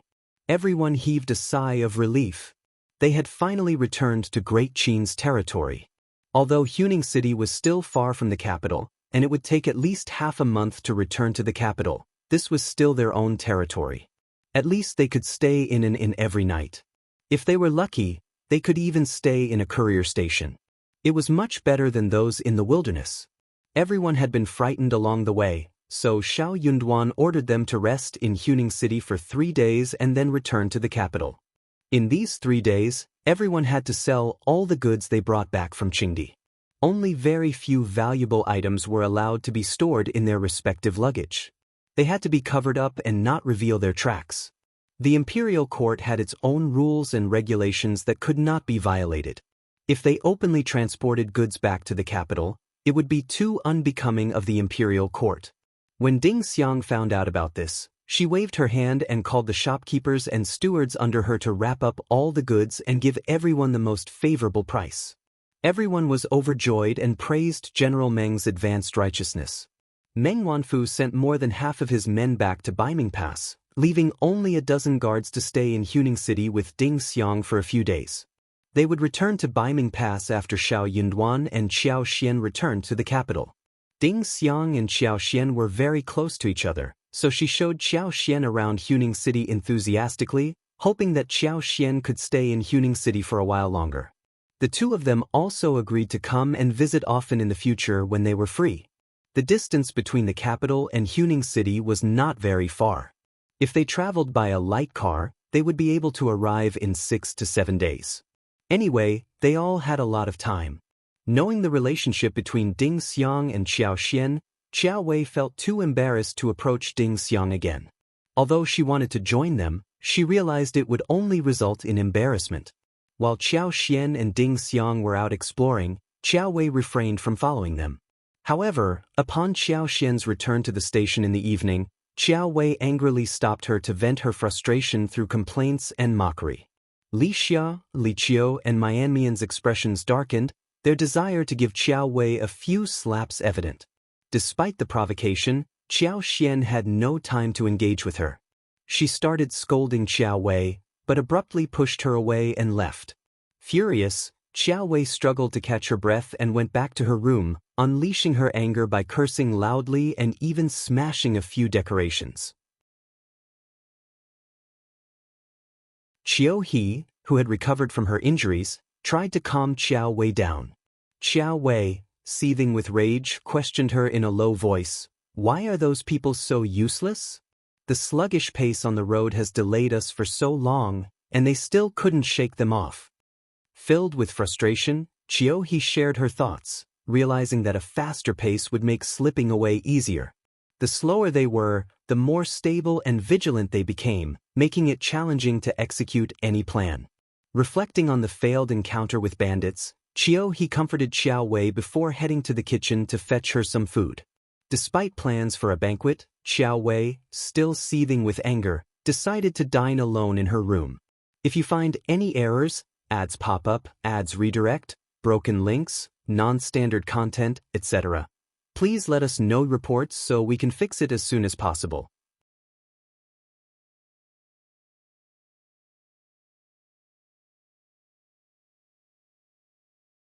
Chapter 1496. She wants to kill you regardless. Even if she chose not to appear, nobody would take notice. The sight of those individuals was bothersome to her, including Ding Xiang and her husband, whom she found annoying. While Qiao Wei decided not to attend, Qiao Xian also didn't send anyone to invite her, as if she were inconsequential. The thought crossed her mind, was she truly dispensable? Fuming with anger, Qiao Wei nearly smashed the food in front of her. Despite Qiao He's attempts at persuasion, she reluctantly picked up her chopsticks to eat. Unexpectedly, at that very moment, Mian Mian and Li Xia stormed in accompanied by A Yi, as well as Ding Xiang's maids, Qing Yun and Qing Shuang. Startled, Qiao Wei slammed her chopsticks on the table, questioning with a cold face, "What are you attempting by barging into my room with so many people?" Unfazed, nobody paid any attention to her. Li Xia poured soup into a bowl and placed it on the table, gently pushing it in front of Qiao He. With a polite tone, she said, "Sister Qiao He, please eat." Perplexed, Qiao Wei looked at Qiao He for an explanation. Qiao He's expression shifted slightly. She stood still, neither moving nor speaking. Infuriated, Qiao Wei slammed the table, angrily shouting, "Li Xia, what are you doing? What is the meaning of this?" Li Xia continued to gaze at Qiao He without blinking. Considering the time we've spent together, is this the respect you show? Or perhaps, the soup I personally scooped is not worthy of you, Sister Qiao He? Frowning, Qiao Wei demanded, "What is the purpose of all this? Explain." Li Xia replied, "Or is it that you don't have the courage to drink it at all?" Qiao He's heart trembled, and her expression darkened even further. How did they know? It was impossible. Qiao Wei felt increasingly bewildered and suspicious. With a dark expression, she refrained from speaking. Li Xia picked up the soup bowl and extended it towards Qiao He. "Sister Qiao He, please." Qiao He chuckled lightly, saying, "This is quite unexpected. I didn't anticipate such high praise from you. Since you're so considerate, how can I refuse your goodwill?" Smiling, Qiao He accepted the soup bowl, gently stirring its contents with a spoon. She scooped up a spoonful, blew on it, and brought it to her mouth. Suddenly, she hurled the bowl at Li Xia, swiftly turning and leaping towards the open window. Her movements were remarkably agile, and she vanished before everyone's eyes in the blink of an eye. Simultaneously, Yi pursued her. Qiao Wei's expression shifted, and she exclaimed, "What are you attempting?" Unaware of Qiao He's true identity, Qiao Wei assumed Qiao He had been exposed, and Li Xia and the others were deliberately causing trouble to capture her. Terrified, she wondered if Qiao He's exposure also meant her own. The fear consumed her. Li Xia and the others exchanged sympathetic glances. "Miss Qiao, don't you understand? There's poison in this soup. You're trying to poison me. Miss Qiao, do you think harming you would require such elaborate tactics? There were numerous opportunities along the way." Li Xia sneered and declared, "Since you're having trouble grasping the situation, let me clarify. The poison in this soup was planted by Qiao He under the watchful eyes of those monitoring her. It was Qiao He who intended to poison Miss Qiao." "That can't be possible!"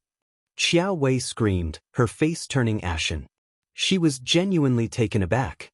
While initially deeming it implausible, Qiao Wei couldn't ignore the sincerity in Lixia's words. As Li Xia pointed out, if someone like Qiao Xian wanted her eliminated, they wouldn't resort to such elaborate schemes. If you find any errors, ads pop up, ads redirect, broken links, non-standard content, etc., please let us know reports so we can fix it as soon as possible.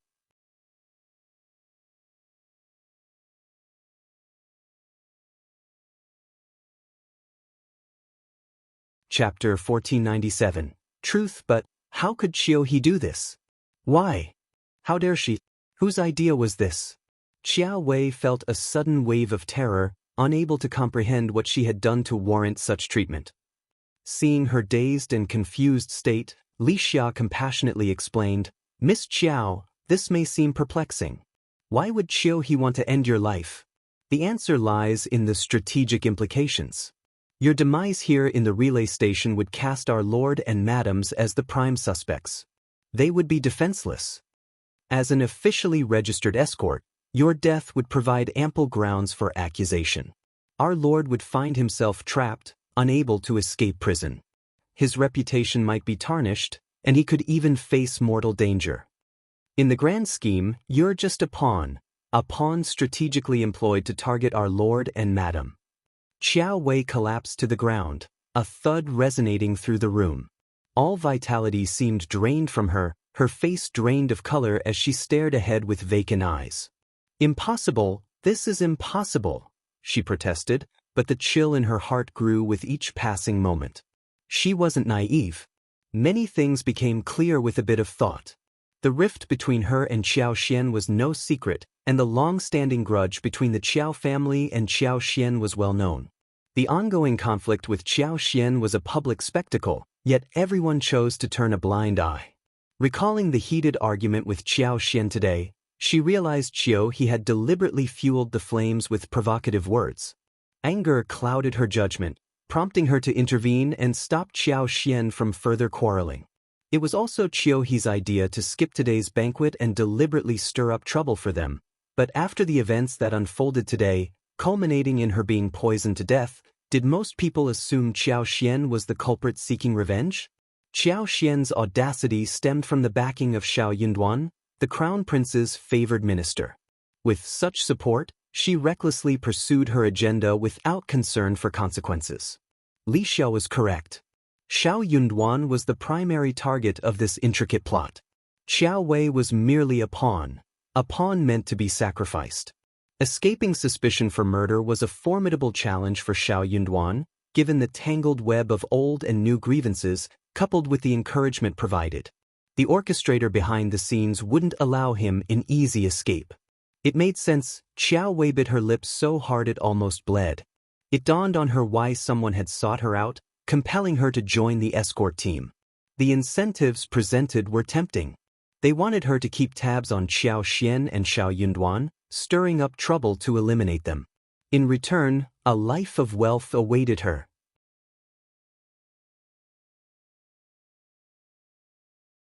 Even though the person's identity seeking her out wasn't explicitly confirmed, the unmistakable hints led her to believe it was the fourth prince. She placed unwavering trust in the fourth prince's capabilities, relying on his assurance without doubt. Little did she know that this was not a path to a marriage alliance but an irreversible journey. No wonder he remained silent throughout the journey. She casually and indifferently brushed him off when she couldn't dissuade him any longer, knowing it was a path of no return. If you find any errors, ads pop up, ads redirect, broken links, non-standard content, etc., please let us know reports so we can fix it as soon as possible.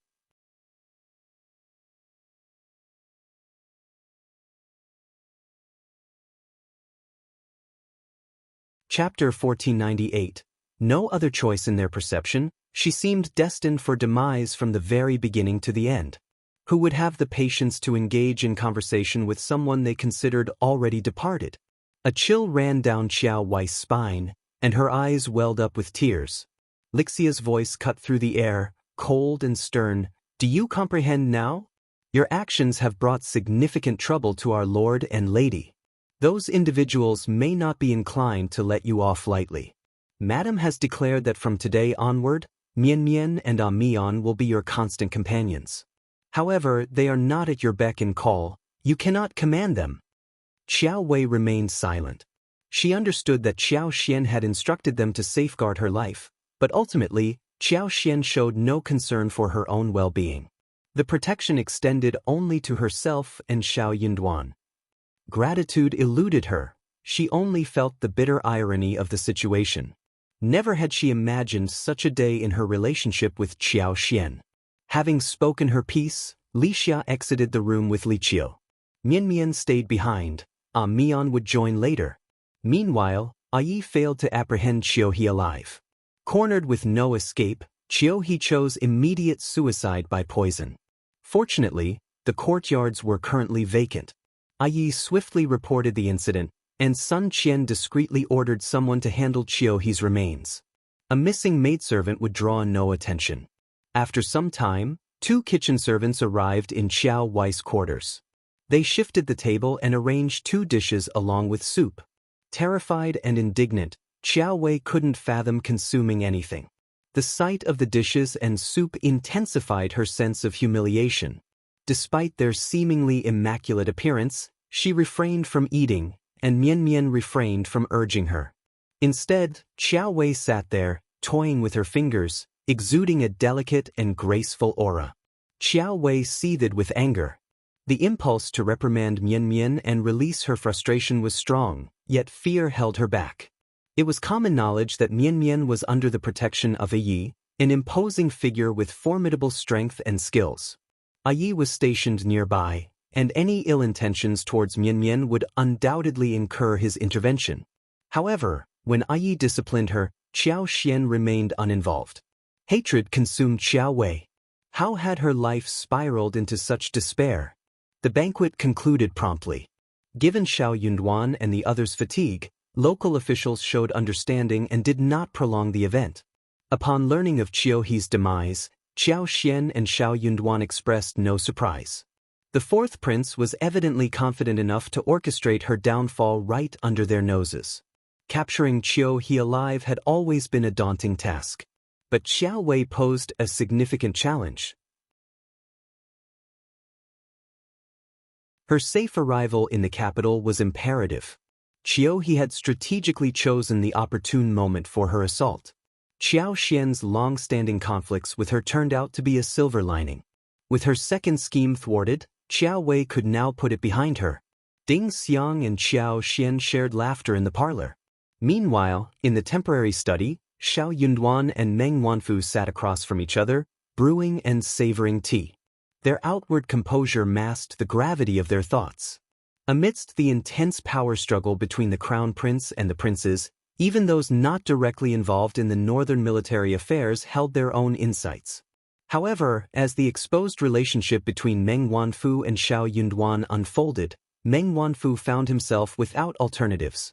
Both of them were keenly aware of this reality. Originating from the same village, Xiao Yunduan, Qiao Xian, and Ding Xiang shared a common bond. Qiao Xian had rescued Ding Xiang, and in turn, they had collectively safeguarded Meng Wanfu. Even if Meng Wanfu aligned himself with the other princes, trust would remain elusive, shadowed by lingering suspicions.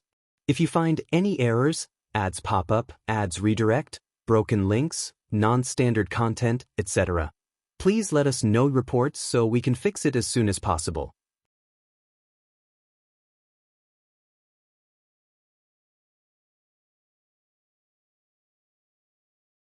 Chapter 1499. Who's more compatible given their association with Xiao Yunduan and Qiao Xian? Even if Meng Wanfu claimed neutrality, it was doubtful anyone would believe him. In light of this reality, there seemed little else to discuss. Meng Wanfu and Xiao Yunduan engaged in a discussion in the study, contemplating the path they would tread in the future. Xiao Yunduan was well aware that the princes were patiently waiting for the crown prince to heir. A single misstep on his part would provide them with an opportunity to create a significant controversy. The crown prince, as the heir, had to maintain an impeccable image, untarnished by even the smallest flaw. Any blemish, no matter how minuscule, could spread like ink in water, tarnishing his reputation. Yet, akin to how a vigilant thief could only avoid detection for so long, there was always a vulnerability. The crown prince, after all, was a mortal, not an immortal sage. Responsible for governing the country, countless eyes scrutinized his every move, and the possibility of error lingered. Xiao Yunduan advised, "There's no need to publicly announce our relationship. Carry on as usual, both now and in the future. The entire wedding entourage is aware of our connection. Once we return to the capital, news may spread swiftly, causing potential trouble. Exercise caution in your daily actions. In the shadows, cultivate a few trustworthy aides for gathering information about the northern region. However, utmost secrecy is paramount. Cease immediately if you sense any threat." Meng Wanfu smiled, expressing agreement. "I'll heed your advice. This approach suits me well. Whenever you require assistance, send word, and I'll be at your service." Xiao Yunduan reciprocated the smile. "Thank you." Acknowledging Ding Xiang's substantial contribution to Meng Wanfu's success, Xiao Yunduan, in his brief stay, had gained a comprehensive understanding of the unfolding events. Numerous detailed reminders were provided. In the conclusion, Xiao Yunduan compiled a list of books and requested Meng Wanfu to dispatch someone to procure them. Ordinarily pressed for time, he rarely found a moment for leisurely reading. Even his wife recognized the value of perusing books in idle moments. Meng Wanfu felt a burgeoning headache. Forcing a smile, he reluctantly accepted the extensive reading list. Their discussion persisted until the moon hung high in the sky before they rose to bid their farewells. Unexpectedly, as Qiao Xian and Ding Xiang approached to ask their subordinates to withdraw, smiles adorned their faces. What an intriguing coincidence! Upon returning to their quarters, Qiao Xian and Xiao Yunduan exchanged smiles. "Husband, if we set aside our roles as mere spectators, which among the 4 intermediate princes do you believe is most qualified to ascend the throne?" Such words bordered on treason, acceptable only within the confines of private conversations. Xiao Yunduan contemplated the question earnestly, gradually becoming more perplexed. He sighed, "I've never contemplated this matter. Yet, as I reflect on it, I find there's no straightforward answer." In truth, there was no answer that could satisfy him. The crown prince was too compassionate. If pressured by the other princes, he would resist. However, when they displayed vulnerability and admitted defeat, he readily softened and pardoned them. As the potential future emperor, he surmised that the nefarious and hypocritical individuals might wholeheartedly welcome such a ruler. The fourth prince exhibited a sinister and narrow-minded demeanor. The second prince had predominantly resided in the military camp throughout the year, earning considerable renown among the generals. It was rumored that he paid little attention to trivial matters and frequently fostered camaraderie with the soldiers. If you find any errors, ads pop up, ads redirect, broken links, non-standard content, etc., please let us know reports so we can fix it as soon as possible.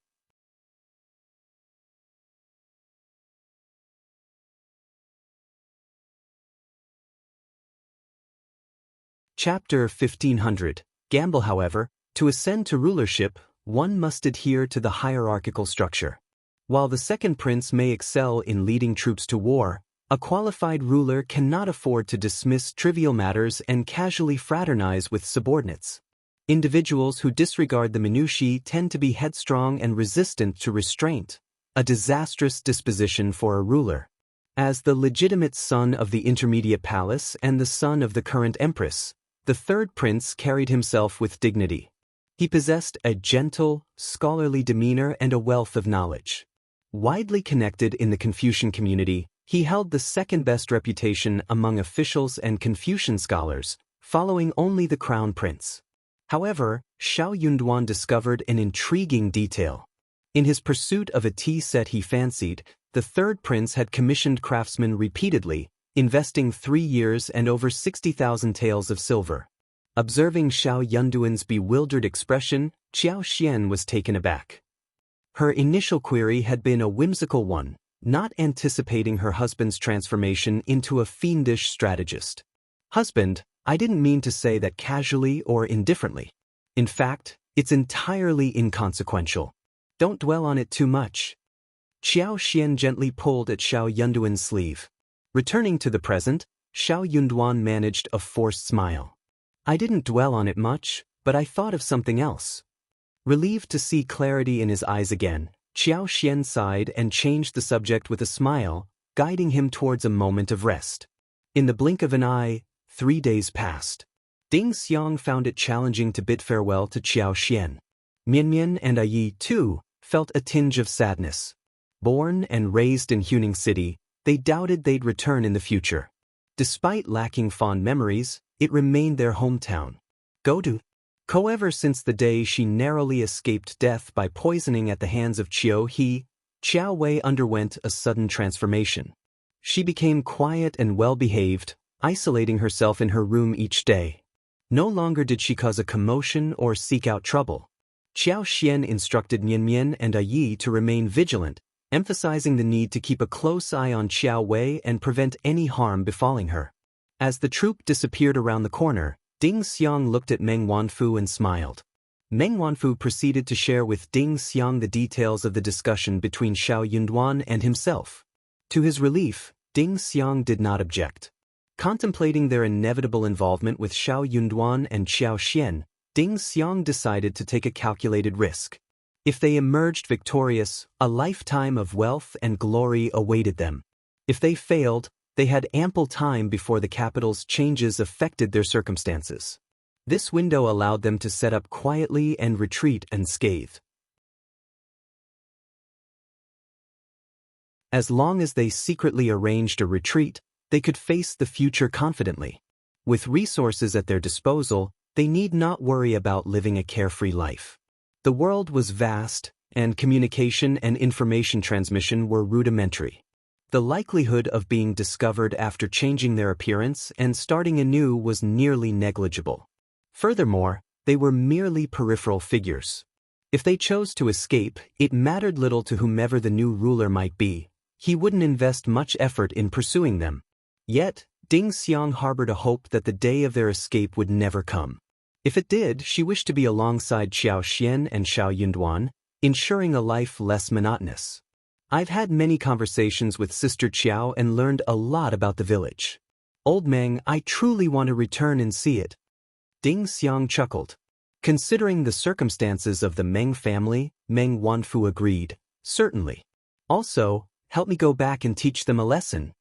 If you find any errors, ads pop up, ads redirect, broken links, non-standard content, etc., please let us know reports so we can fix it as soon as possible.